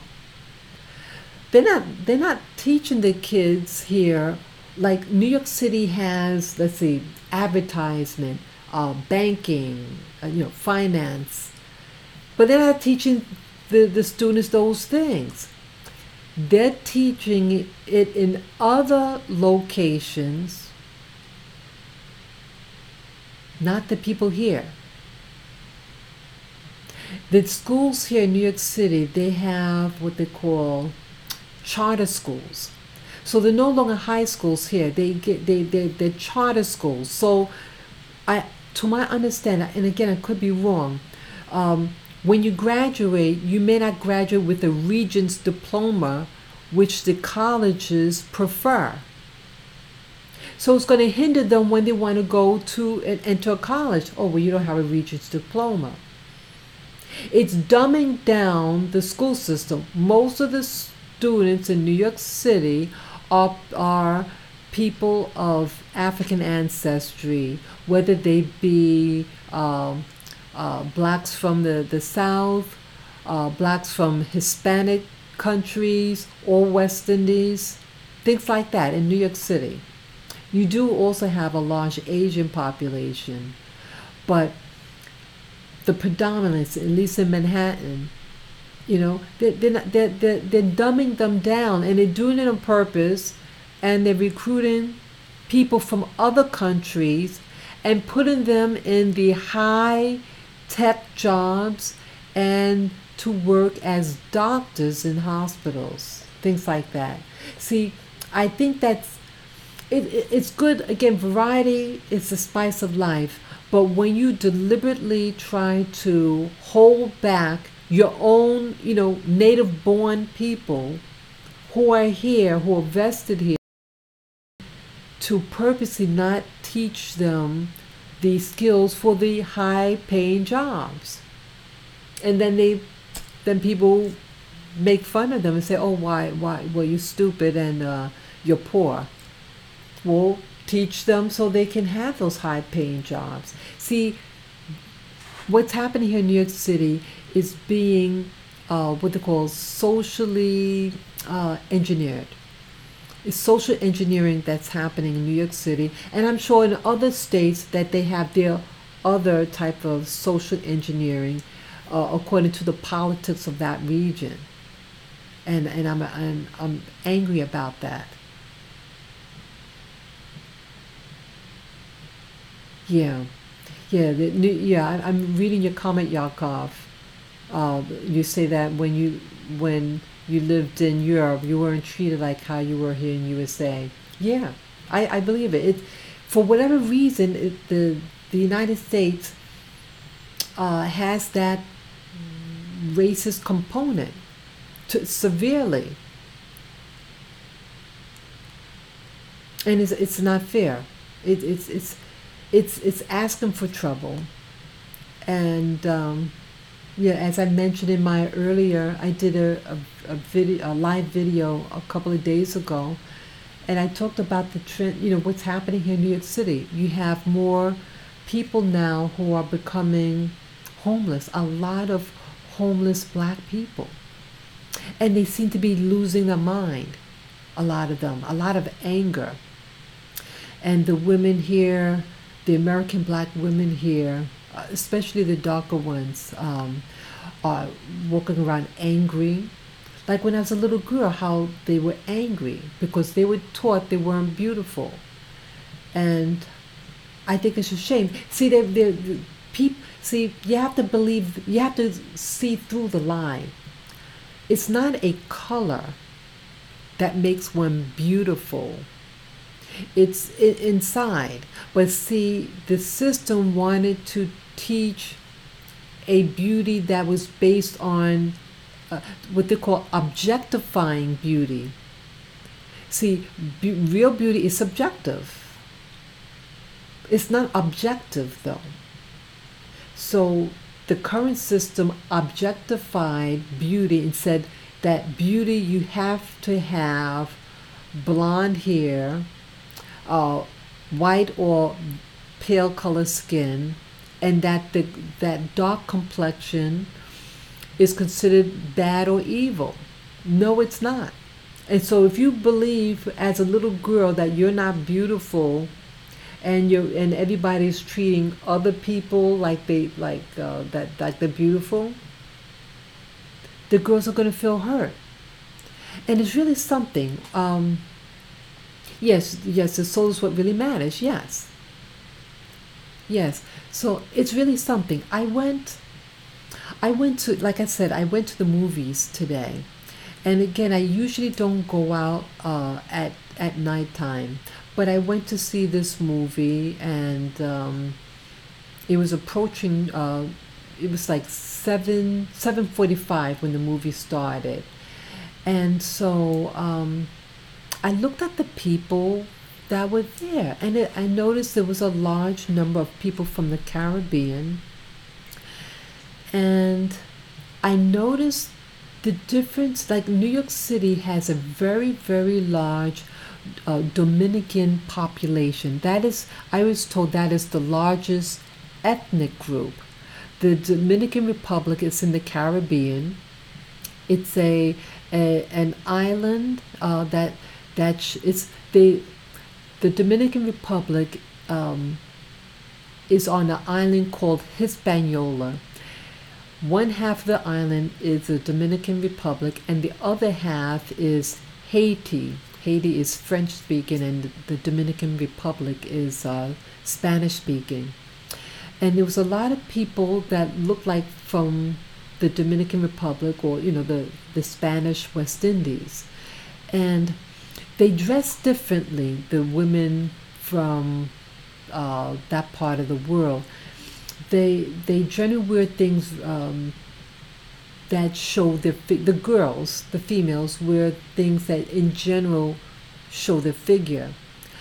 But growing up in the United States, the black women, and even the white women, that they dress more conservative. That they might have clothes that are tight on them, but it's tight on them because they're big. But but in some countries in the Caribbean, that it's made to fit tight to show their curves. You know what I'm saying? It's a difference. And so I think one culture wants to, the girls are taught that they're pretty, and so they show it.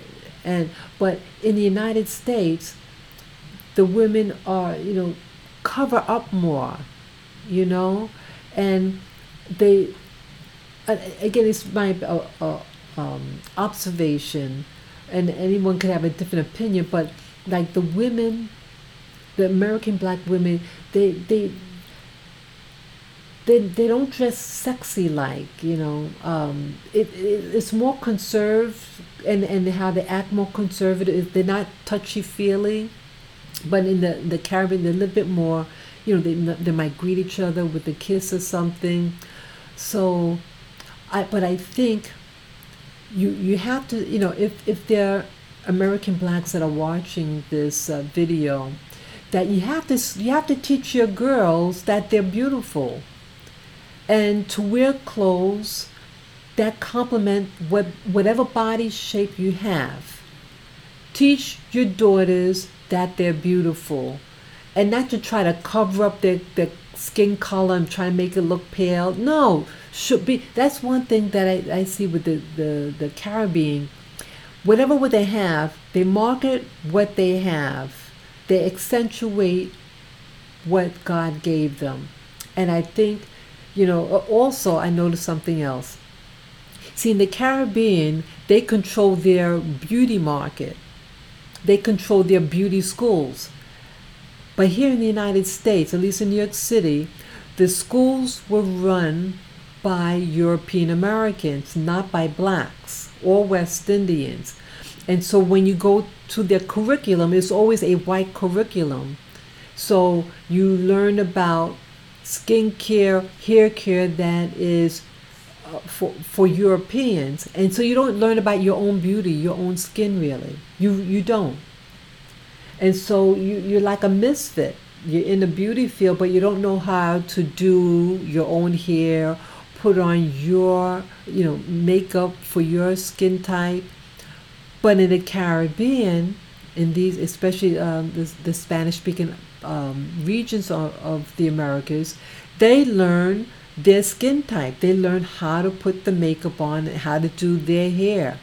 United States, you have to learn your makeup. But I see now they're learning now in the schools. Now they're learning. But now you also have a larger black Caribbean influx in New York City, who know a little bit more of the beauty field, because their system, they learn about themselves, So it's changing. The culture is changing now here, and slowly, but surely. But I think a lot of it has to do with they're not taught they're beautiful, and so they're not expressing themselves with the type of fashion and stuff, with the hair and makeup and everything. So if you look at the two cultures, it's very different, So ladies, American blacks,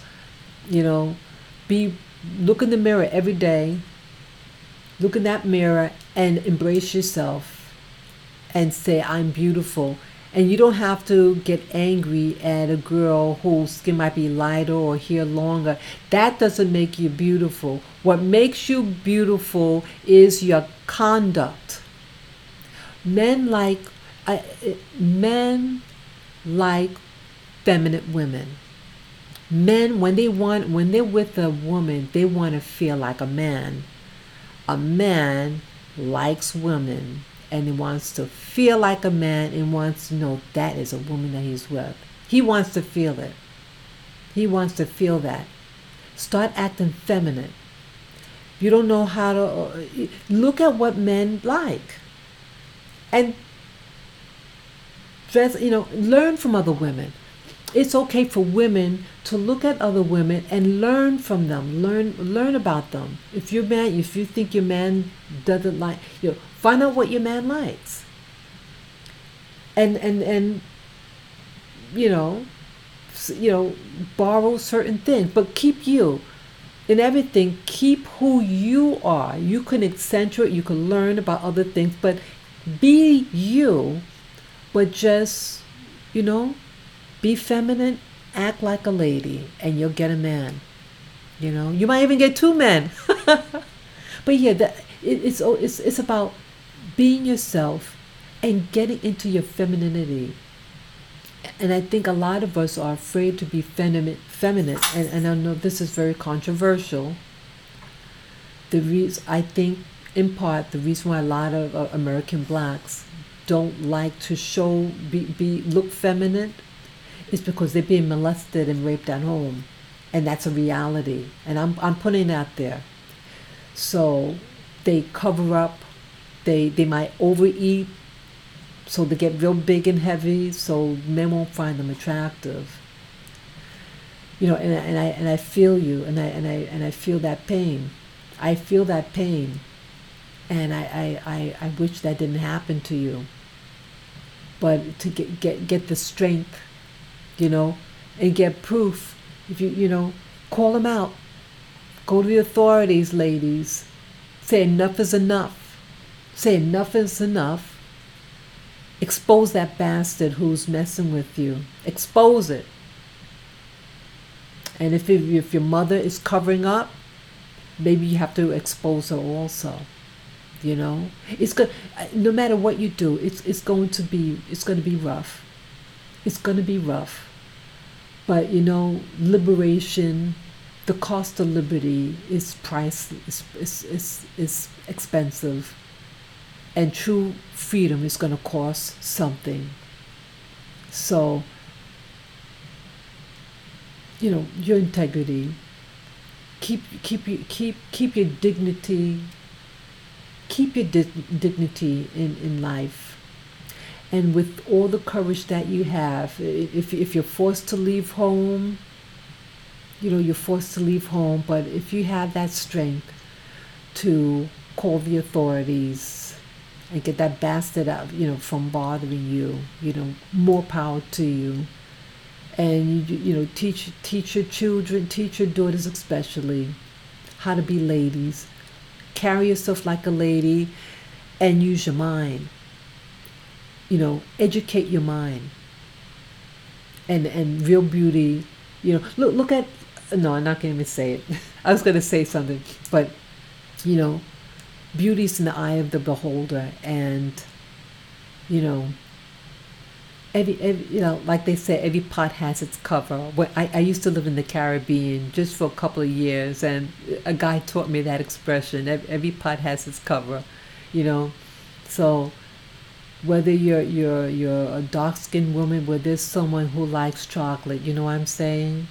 Some people like caramel, some like vanilla. Be your flavor. Accentuate the flavor you are. And you're going to attract the person that's looking for what you have, But I think every man likes a feminine woman, and every woman, some women got a little bit more bite to them, and some more mind, but be a woman. And if that so-called man in your community doesn't like you, well, maybe life is telling you.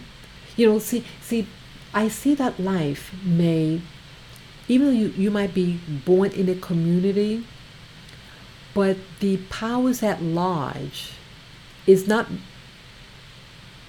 having you there because it wants you somewhere else. Just because you're born in a place doesn't mean you have to die there. You're born in where you're born, but you have another journey to go on. Don't go by just because you're here. No, it's the sky's the limit. You go up. You go and learn and people think because you're in a place you have to stay there. No, sometimes life is telling you, okay, you're not made to be here, even though you're born there. The powers has an assignment for you to be somewhere else, and it could be actually a very positive thing for you. Okay, so I'm really surprised I'm saying this, but I'm glad I'm saying it because I feel I need to say these things, because people don't want to feel like they're going against their group.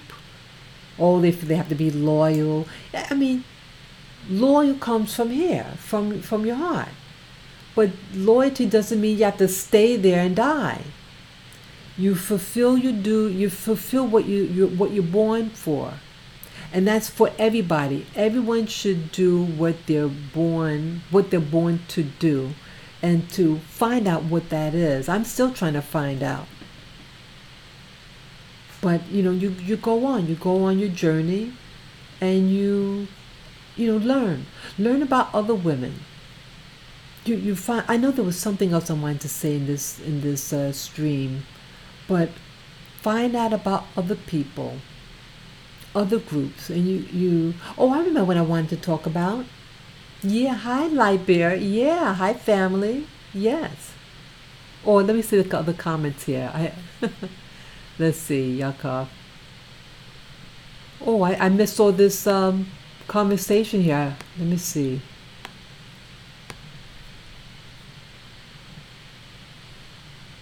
Okay. I see a class. Okay, I'm going to read this now.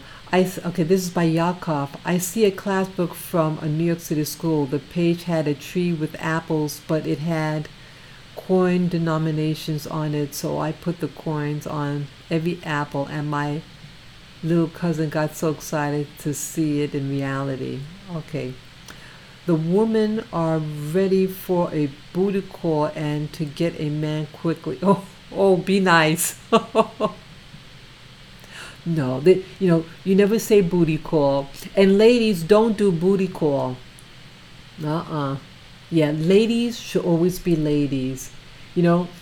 But yeah, always be a lady. Carry yourself like a lady, and he will respect you. He may not. Some men they may want things easy, if you know what I mean, but they won't respect those ladies. Ladies always respect yourself, and that's important. Men test you too. Men see how far they can go, because they know. See, a man knows what type of woman he wants to marry. If a man knows he wants to marry, he knows what type of woman he wants to marry. Act like the woman that is to be marriageable type. Always be that lady, and never take second. Never be second. Let's see. The women are ready. Okay. Nothing like seeing a junk in the. Oh, Spanish women in. Oh, she ain't afraid how it looks, even if it pops your eyeballs. Okay. Can I recommend a book about the genocide of indigenous people of the Americas went through? It's called The American Holocaust by David E. Standard. Okay, thank you, Alejandro. Yeah, I like to learn about other people too. I'm going to write that name down also. You write it down before I forget. Let me see. The American Holocaust. So I'm writing it down now.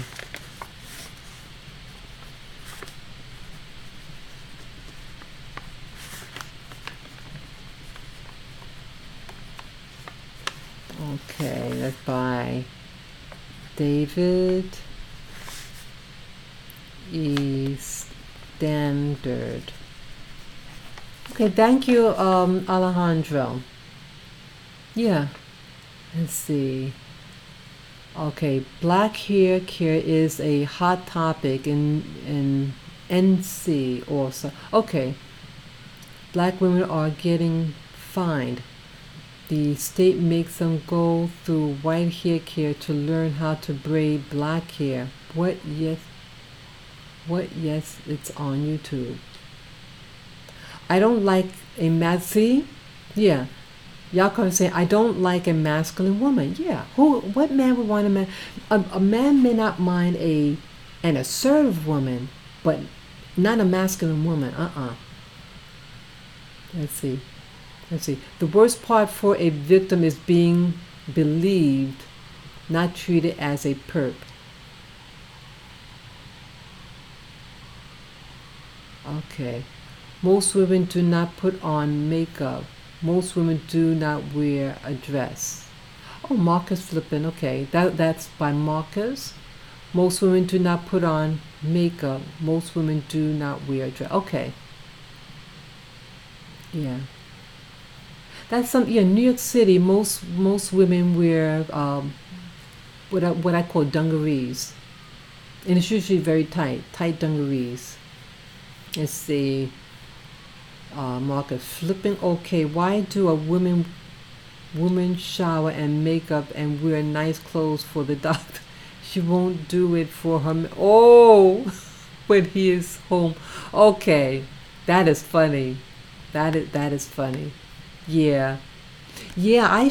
Yes. I make sure if I'm going to the doctor, I make sure I take a shower, and the reason for that, because you may have to take off your, women are very self-conscious about odor and everything. They don't want to be embarrassed.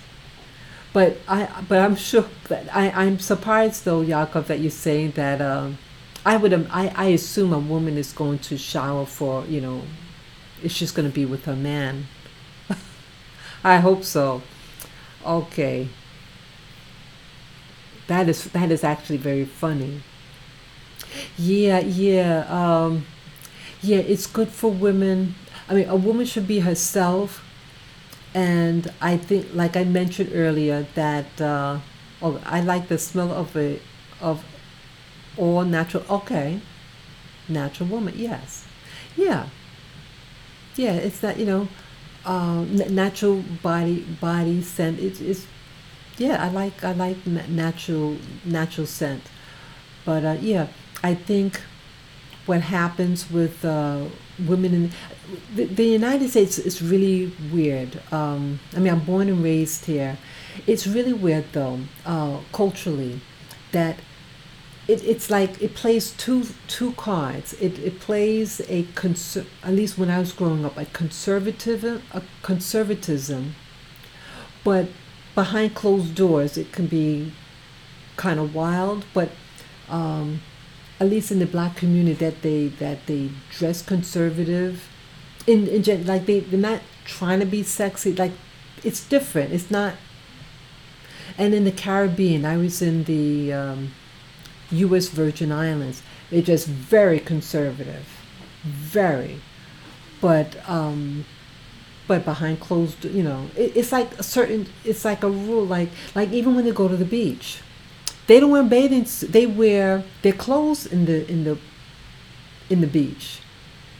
But here in the United States, they wear bathing suits, whether it be a one piece or a two piece, you know.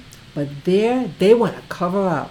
It's really weird. They wear a t-shirt and dungaree shorts underneath, and I think also like a bra. They're really conservative about it. It's really weird because a lot of the women there have children and they are not married. That's maybe 80% of them in that status. So I'm thinking, hey, if you're going to have children out of wedlock, I would think that you know not dressed that way in the at the beach. But it is what it is. But I find like the Spanish speaking islands, they dress a little bit more showy, feminine, very, very, very feminine.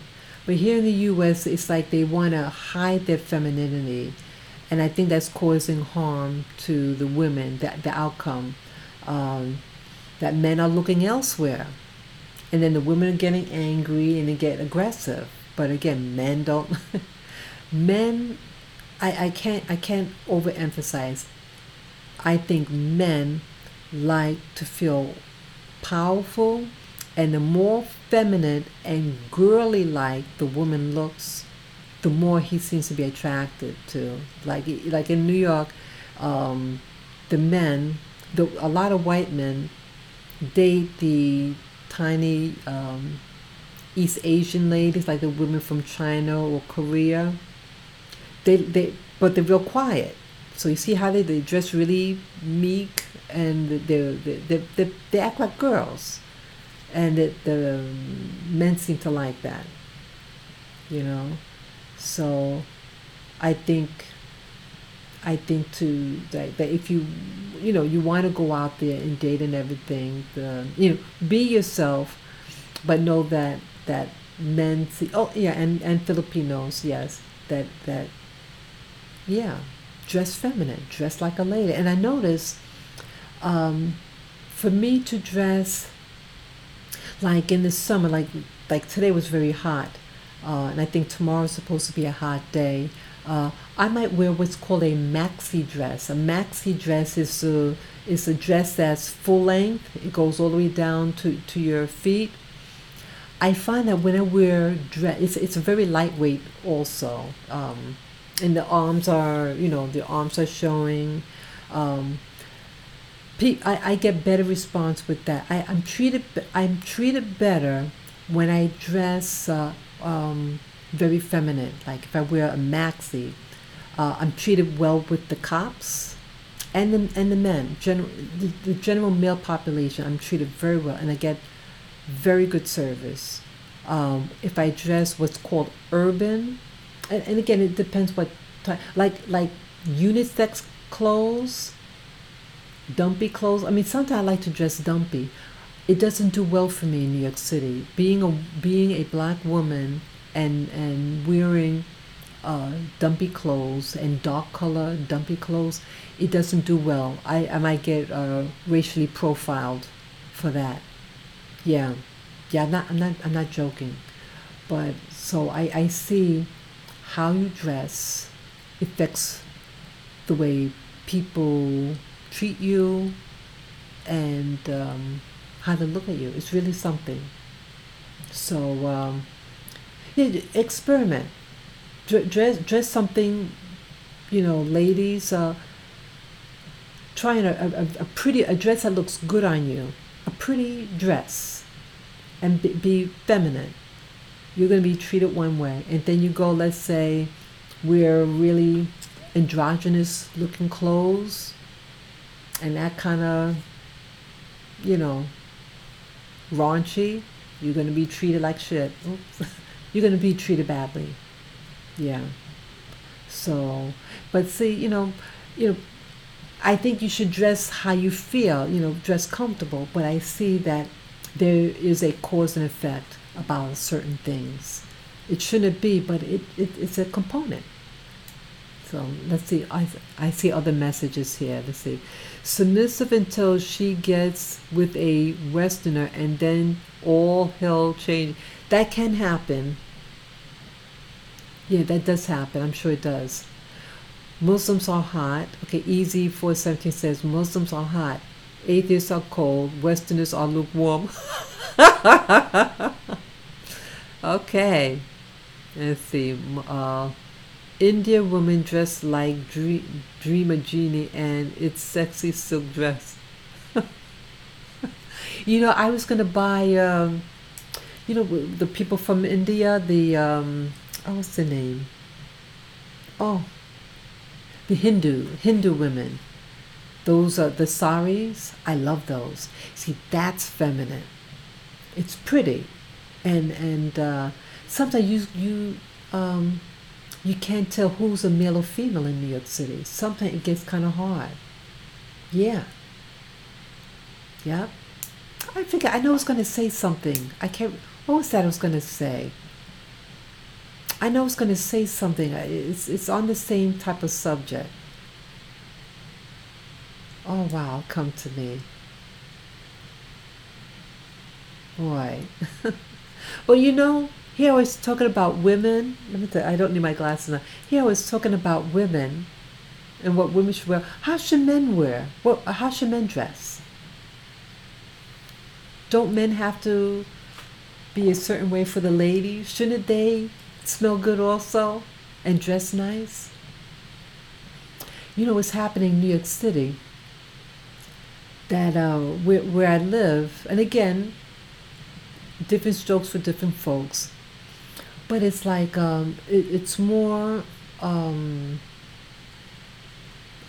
male homosexuality is being expressed here, and what's really different about it is that they're more how do you say show more affection this community than heterosexual community. It's really something. It's something. Let's see. Men, no skinny jeans. It's so That's funny.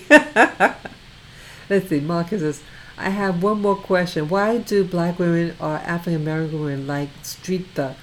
Oh, that's funny. Let's see. Why do African like street thug? That's interesting. Um, let's see. That's interesting. I I'm surprised at the question. I don't mind the question. I I I don't get that. I mean, I said that's what's available. It's really something.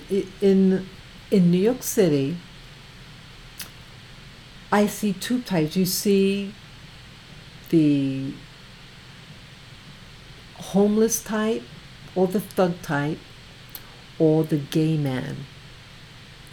Very few. I mean, I'm talking about the ages, like, let's say a teen to like 30s. But I don't really see. I mean, that's what's available, and so yeah, it's a growing number of gay men here, and they're more affectionate to other men. I mean, even when they're straight, they're not as a, they're not. It's something I noticed. They're not as affectionate. I mean, they're not. They don't really show physical affection to their women. That's one thing I notice about American blacks and black West Indians, non-Hispanic West Indian people. They tend to be. They're not affection. They don't show um, physical affection in general. But I see, like, um, there are more interracial unions. Is the I see black men with white women, and the more black and white couples, when there's a black male and white female, they're more. I mean, they're not like all over themselves, but they seem like they're walking like a partner. But I find, in my opinion, blacks with other blacks, I don't see that affection, and it's a lot of drama, not positive. But I would like to see that change. I'd like to see a positive American couple being affectionate and walking with the stroller together. And I talked about this in some of my videos in the past, that um, if it's a black woman with a baby, I never see a man with her. She might be with other kids or something, but I never see her with the man. Never. But if it's a black man, if he's with a white woman, they're walking with their baby together. But I never see a black man and a black woman with the baby together in harmony. But I saw maybe it was a month ago, I saw a young black couple. I assume they're a couple. They were within a stroller, a baby stroller, and then they had 4 other kids. It was a total of 5 kids and the parents. They look relatively young, 20s, 30s, and they looked like drama. They looked really severe impoverished. And the kid, the hair wasn't combed. Yeah, the hair it was a boy, but he had the cornrows undone, the face unwashed. It looked like a sad story, and I talked about this. I think it's something has to be done here. The black family is really in trouble, and I feel for you guys. Something is happening. Something is happening to us as a group. You have to make it. You have to make it happen for yourself. You just got to don't give up. Don't give up on yourself. You have to. You see. There's a lot of illusions out there. Yes, there's some realities, There is oppression and stuff, but it really starts with you and what you desire for yourself. I mean, you have yourself. Once you have yourself, you really have it all. Think positive things about yourself. Have your partner work together as a team and work smart. You got to work together. You have to. You don't give up on yourself.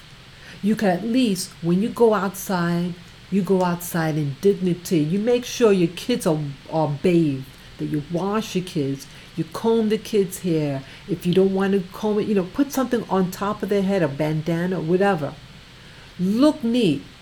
Start respecting yourself. And you're going to see an energetic shift within your body, within you, and you're going to start attracting positive energy. Start hanging out in the library. Start learning ideas. Teach yourself something. Teach your children something. Teach them skills. You can learn it. If you don't have a computer, go to a library and study there. Yeah, you're not some animal. You're vested in this country. You've built it. Don't give up. And don't teach your kids to give up. No. You don't have to go sell drugs. You don't have to go there. They want you to go there, the system. But you're special. Start telling yourself you're a special human being, that you're valuable. You got to start teaching your kids. You have to start doing it at home. And you're going to see things shifting for yourself. You're going to start getting ideas. And you can make money for yourself. I believe this. I believe this. That couple with those 5 kids. No, I don't want to see that. You don't want to see it. Start looking at magazines and you say, I want to look like this. I want to be there. I want to have this. So, to give you ideas about other lifestyles. If you think everything is a ghetto, that's all you're going to get. Start thinking outside of the ghetto. Take little trips. You could go take a car fare and go to different neighborhoods on the bus. You don't even have to get out of the bus, just to see what other things are out there, or read books with pictures and to give you ideas about other lifestyles. See, that's what I read. I know that was part of what I wanted to talk about, that there's other things out there.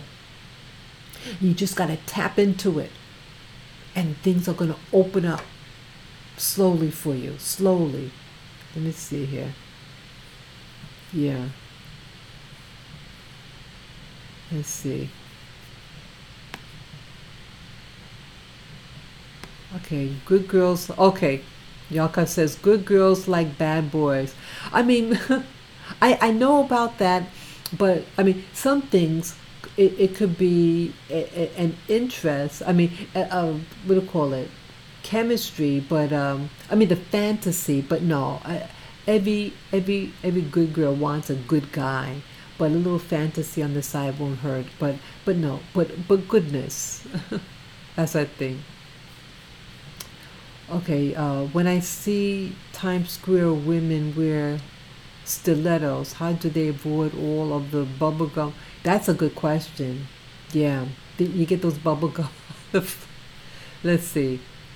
Not gay guys run around with their pants sagging. Yeah, I see that too. Let's see. Prison pants drag. Oh, yes. Yeah. This message is helpful review. Okay. I see. Okay. I see black men and their black wives together with kids, but they're African. Black men are with. Okay.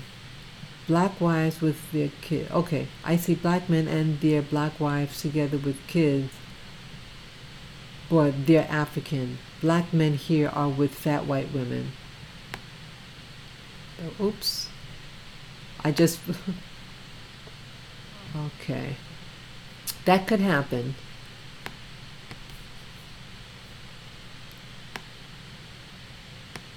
Let's see. Show. Oh, let's see. I'm trying to read the comments. I like the comments. I see black men and their black. Okay, wait a minute. I read that already. Black women here are with white lesbian. Yeah, I've seen that. Yeah, I see that, and it's sad. See, that's what's happening. I think the initial women's rights movement was started by white women, but now the black woman is following, and that's a danger. See, they're getting angry at the male, and then now the women are coming together, and that's a no-no. I mean, I understand the concern, but you have to find out what the problem is. And I think again, men have egos, and they want to feel that they have power, and they're looking for a woman to make them feel like a man, to encourage their manhood. And when men don't feel that, they go out for those other women that are really tiny, very meek looking, women outside of the US, many women from Asia. But it's hurting you. It's hurting your community. If everybody is homosexual, where are you going to get the kids from? You have to learn, communicate, and women need to feel like women. Women want to be felt valued, and I think if you don't appreciate a woman, she's going to be resentful, and I think that's part of it, because people, because now like two incomes are necessary for families to live on. At least people want to live a certain lifestyle, and so they want to work two jobs. I mean, that two income family, but it's costing, and you gotta look at what's happening. Live on one income, and be there for each other. Unless you're in the same occupation, but work together. Yeah. Let's see what else. Okay, but black women are with black thuggies here and fight over support. Okay, I'm not sure what that means. Black fight over. Oh, you mean like the women who go out with gangster type guys that um, they bring them to court to get money. Is that what you're saying? This is the first time I'm looking at the what do you call it, the message, and some of them are blocked. It says this message is held for review, and so I don't know. This is a clean channel. Curse words, things like that are not allowed. You can say what you need to say, but tactful. But because I see that some of the messages are being blocked, and it's not being blocked by me. So let's see what else.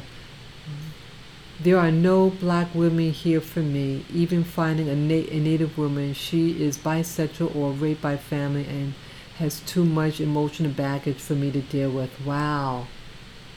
Wow. Thank you for sharing that, Yakov. Wow. That is something. Yeah, it's a real epidemic here.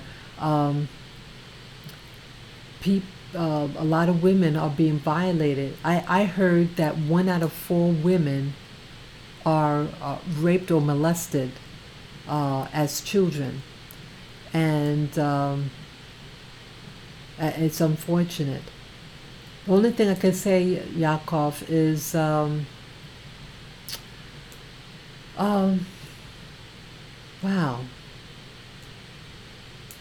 that is something. See, that's, I'm really glad that you're sharing that. I really don't know what to say. Um, I mean, the dynamics is there. There is racism. And again, some people may feel more comfortable with, people of, that looks like them. Um, wow. Well, only thing I can say is, um, to to live as if you have a woman, like to fix your, fix yourself as a nice gentleman. It's like live as if you have, and that will attract. And yeah, live as you already have. So, you know, um, dress dress dress like a man, just neat, clean clothes, well groomed. Comb your hair if you have facial hair to groom that. Look neat and presentable, and take care of your health, and have a home, and keep your home nice. And so what you're saying is, I'm ready to attract my mate, and your mate will come, and maybe go to places like if I don't know your occupation, but what you call like conventions, whatever what field you are, they usually have conventions, things that to learn more about the field, or let's say you have a subject that you like, to go to things that like conventional, or things that talk about your topic that you like, and they might have uh, other women there, and to find someone. Definitely, definitely.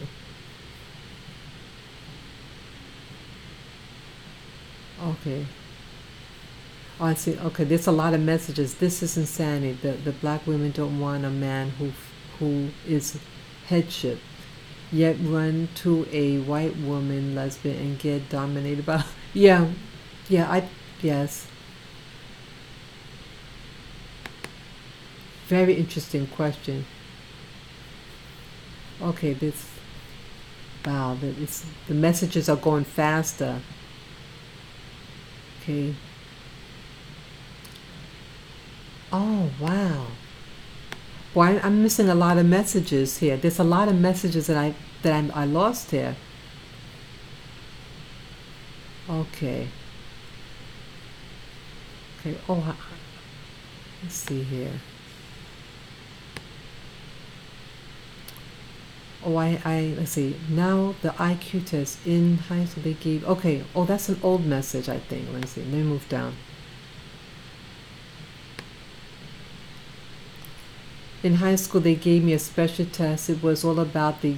Oh, okay. I read that. Yeah. Later on, I met a classmate, and he said my IQ was 130, and they were afraid of me. Oh, good for you. 130. So they filled me on every class I had in high school, institutional. Yes.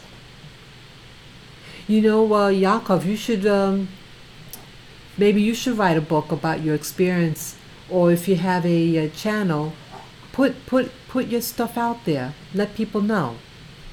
It's really valuable information. It's valuable, very valuable. Let's see. But when I lived in Europe, okay. Let's see. Let me scroll down a little bit. Let's see. I see a class book. Let's see. Wow. This somehow everything got it scrolled up the other way. That's really weird. I didn't mean that to happen. Somehow it went all the way up. Okay. Let's see.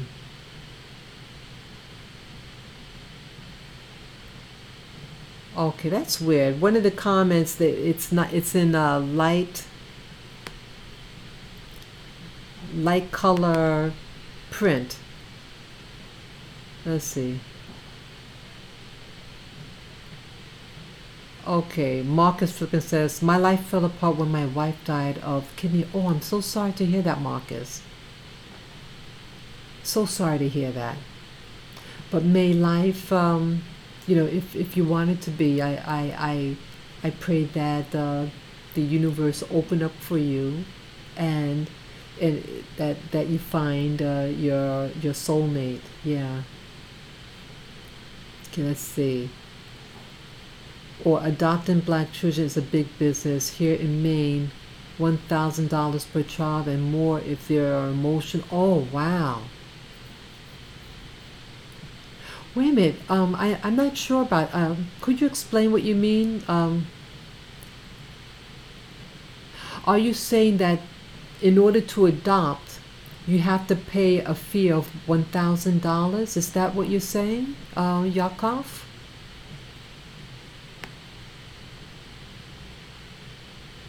Let's see.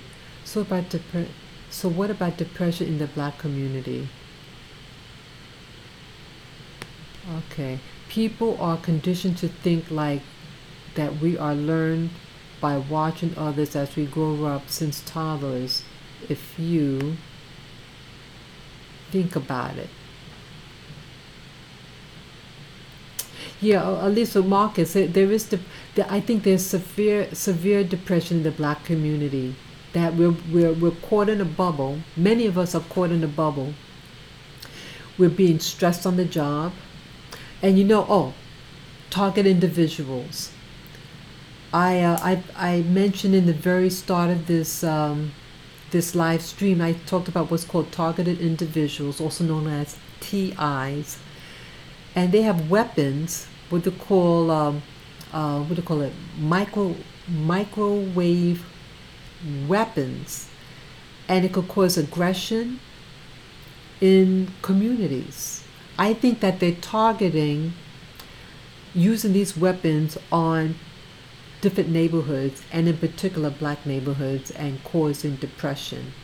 Yes, that's what I believe what's happening. Nothing is by accident. There's no reason why you just see one person, one ethnic group that you see living on the street. All things being equal, you see all different types of people, but that's not what's happening. You see crazy black people here in New York City, in Manhattan. Some of them are going out of their mind. And I think they're being made to do that. And I think maybe that they actually intelligent people, and then something happened to them, that they were maybe introduced to drugs. They were targeted. They're black people who are what they call targeted individuals. And a lot of these targeted individuals, they're actually intelligent people. A large percentage of them have college degrees, and a very high number of them have their doctorates, and they're being targeted. Let's see what else.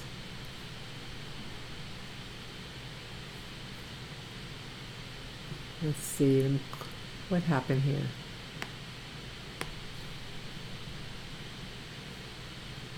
Okay, yes, let's see. I'm still trying to read the comments here. I haven't used, okay, but okay. Oops. Let's see here. Okay, no whites can take in emotional black children to get $1,000 a month and more if they are handicapped. And oh wow,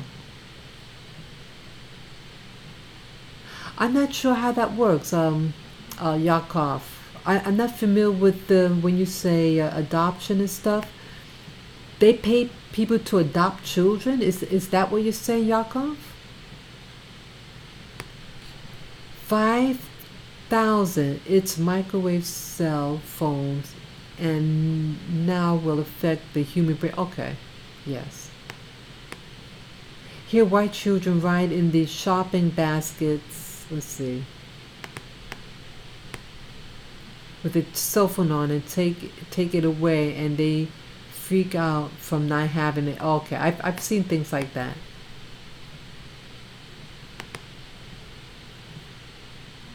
Wow. Yeah, yeah.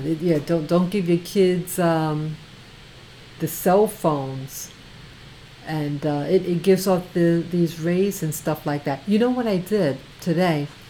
I wrapped up my cell phone in aluminum foil.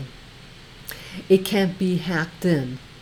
Like I tested it out here, like to receive a phone call. Like I wrapped in aluminum foil, and I wanted to test to see if I was able to call my cell phone, and it wasn't able to send in the message. So it's blocking the waves, and I'm hoping that, like, whether it's to receive it or to send out, that it's blocking it. Because I mean, I keep my phone in my purse. I don't have it on my body. Yeah, I see a lot of guys and girls. They have their cell phone in their back pocket, and they have those real tight pants. And I'm afraid that they're going to get some cancer back there. Yeah, they say don't have your cell phone pressed on your body. So I don't, so I keep mine in my purse, and it's wrapped up in aluminum foil. So I hope that works. Yeah. Let's see. Social Service DHS said they pay white families to take black children and give them a home. Wow. Oh, wow. Okay, this is where I gotta press show. Social services. Oh, wow. So Yakov, so is this foster care? Like this, it's a difference between foster care and adoption. Could you please clarify when you say about the money for these handicapped children? I think you said $5,000, something like that. Is that what you're saying? That this is foster care and not adoption? Okay, yes, foster care, yes. Okay, I got your message. Mm, yeah. So yeah, yeah, that what how this week went for me. I'm wondering about the TIs. People are really acting. People aren't being themselves these days, and it's very sad. It's very, very sad. And I think they're targeting the kids too through this foster care system. A lot of, at least the women that I knew that went through foster care, they got sexually violated and raped. This girl that I met on a job, she was 3 years old and raped by the girl's boyfriend, the foster mom. It's an evil. I think it's evil when they do that, and I think it's done deliberately to damage the child. It's all money. Yeah, it's awful. Okay, you say $1,000 per child. Wow, and that's per month too, I think. Yeah. So it's evil. I mean, I'm sure you have some good parents out there, foster parents, but yeah, it's an evil. It's an evil. Let's see. Yeah, that's weird. They're holding YouTube is holding messages. They're flagging it. They're flagging it. Okay, y'all can say, dig this. I see a small black child with her white foster father, and she was afraid of me. Oh, I'm so sorry. Wow. You know why they were afraid of you, Yakov? Because they know they're not going to teach their child to like black people, and that's why they're doing that. It's social conditioning, and they want the child to be afraid of other blacks. That's social conditioning, and it's evil what they're doing. Yakov, you write about this. Write about it. Get it. If you don't have a YouTube channel, get one up now and expose it. Expose it. Write to the people in your county about what they're doing. Expose it. Would they allow you to foster a white child? I don't think so. But see, they're doing that. Shame on them. Shame on them. Yeah, shame on them.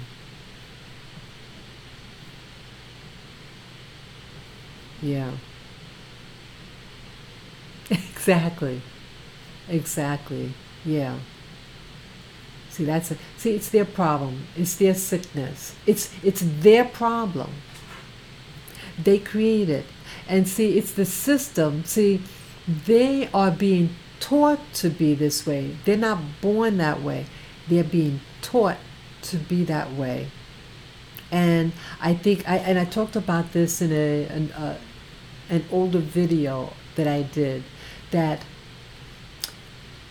I believe that they it's like they want to cause like you're looking at this hand, okay? Think of the black people, so-called minorities in this hand. They don't want you to see what this hand is doing, okay? They don't want you to see that. So it's the other hand they don't want you to see. And that other hand is what they really don't want you to know. I think they're using black people in the United States as a cover story. What's the cover story? I think again, I don't really know. I only could speculate. But I think part of it is the human trafficking. They're stealing black people. They're also stealing Asians. They're stealing them. And they're trafficking them. And they have what they call that sex trade. But they want you preoccupied to be afraid of black people. But in the meanwhile, they're doing other stuff. They're sneaky. It's sneakiness, I believe. So once you see that, Yakov, you're not going to take it as personal. It's not you, it's them. When they see what's really, they're going to dig their own grave. See, that's also what I see. See, they saying and trying to squash black people, but the United States, I believe, is going to be taken over soon by another group. And white people, what you know of white people is going to be bye-bye. Bye-bye. But they have you preoccupied to look at the spooky black people, but it's going to be taken over. And something new's happening. Yep. And they're going to say, what happened? Well, what happened was you had loyal black people who served you, who fed you, who took care of your children, your home, and you vilified them, and then someone else took over. Yeah. It's like when I was a black man sits next to a white woman or is close, she grabs her handbag and gets up. Yeah, that could happen. What about HIV and AIDS in the black community? Yeah, Marcus. I did a video yesterday. I think it was yesterday. It was just a 5-minute video, and there's what's called PrEP, PrEP, and it's a drug that you take before you have sexual relations, and it's supposed to prevent you from getting the AIDS virus, but it's being promoted to black women. Now the area that this thing is, it's not a lot of black women per se, but they're promoting it to the black community. And I did a video on this yesterday. You might want to see it. Yeah.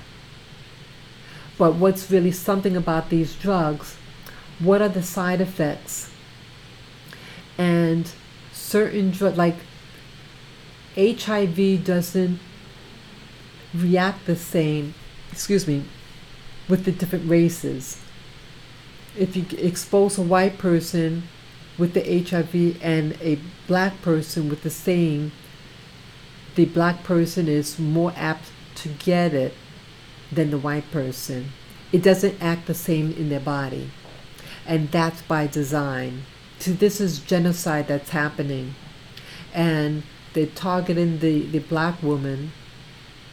And I feel this drug is going to have some bad side effect. They don't want the black woman to have children. So they're promoting all this lesbianism stuff in the black community so that we don't reproduce, you know? And I bet that drug is going to have a bad effect on her body.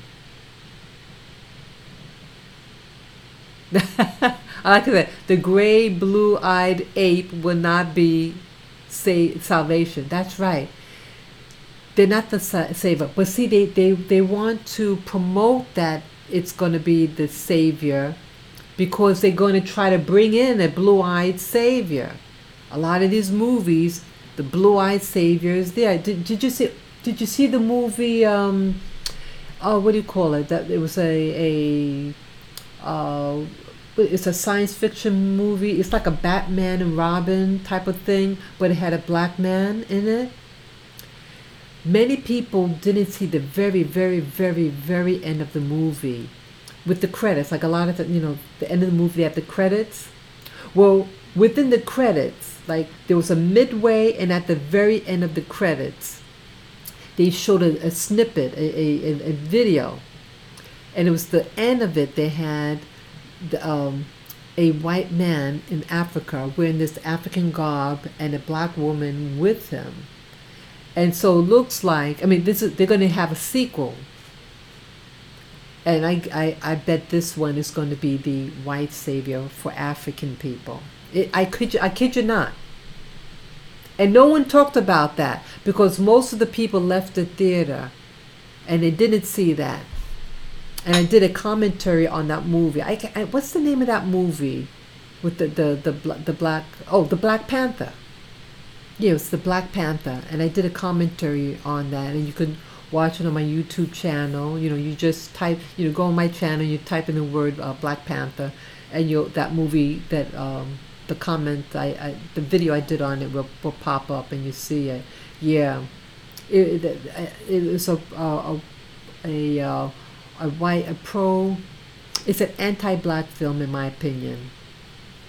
Yeah, it's not about white. It's not about promoting black people.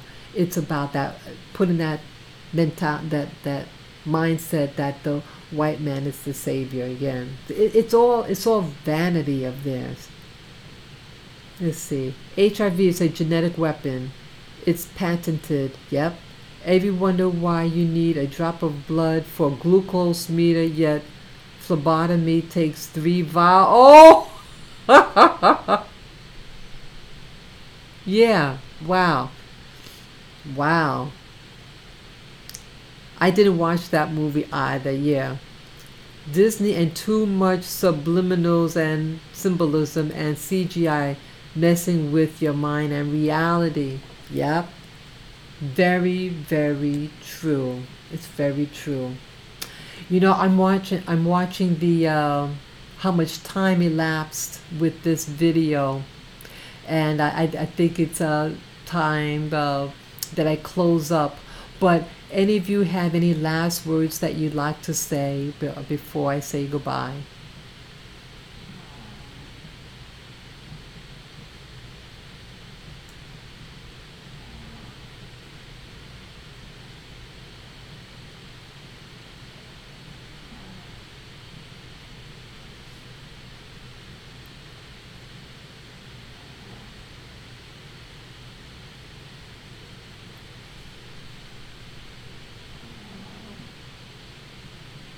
Yeah. Yeah. So, I don't see any other message. Let's see.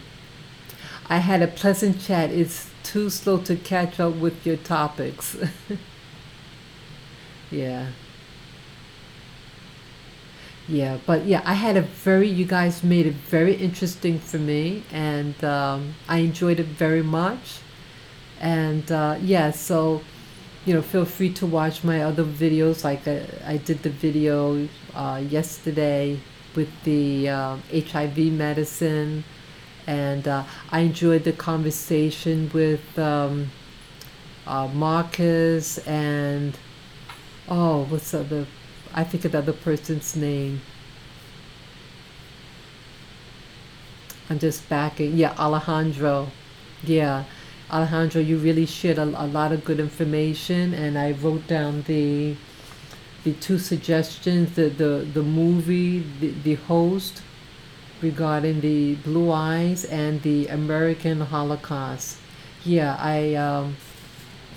I really enjoyed the information all of you sent to me. So again, I want to thank you all for watching. This is a Spirit Journey, and this is a live stream. And yes, feel free to comment below your further comments if you like, and to share this live stream with friends and family members. And please like. So take care and enjoy your weekend. Have a safe one at that, okay? Take care. Bye-bye.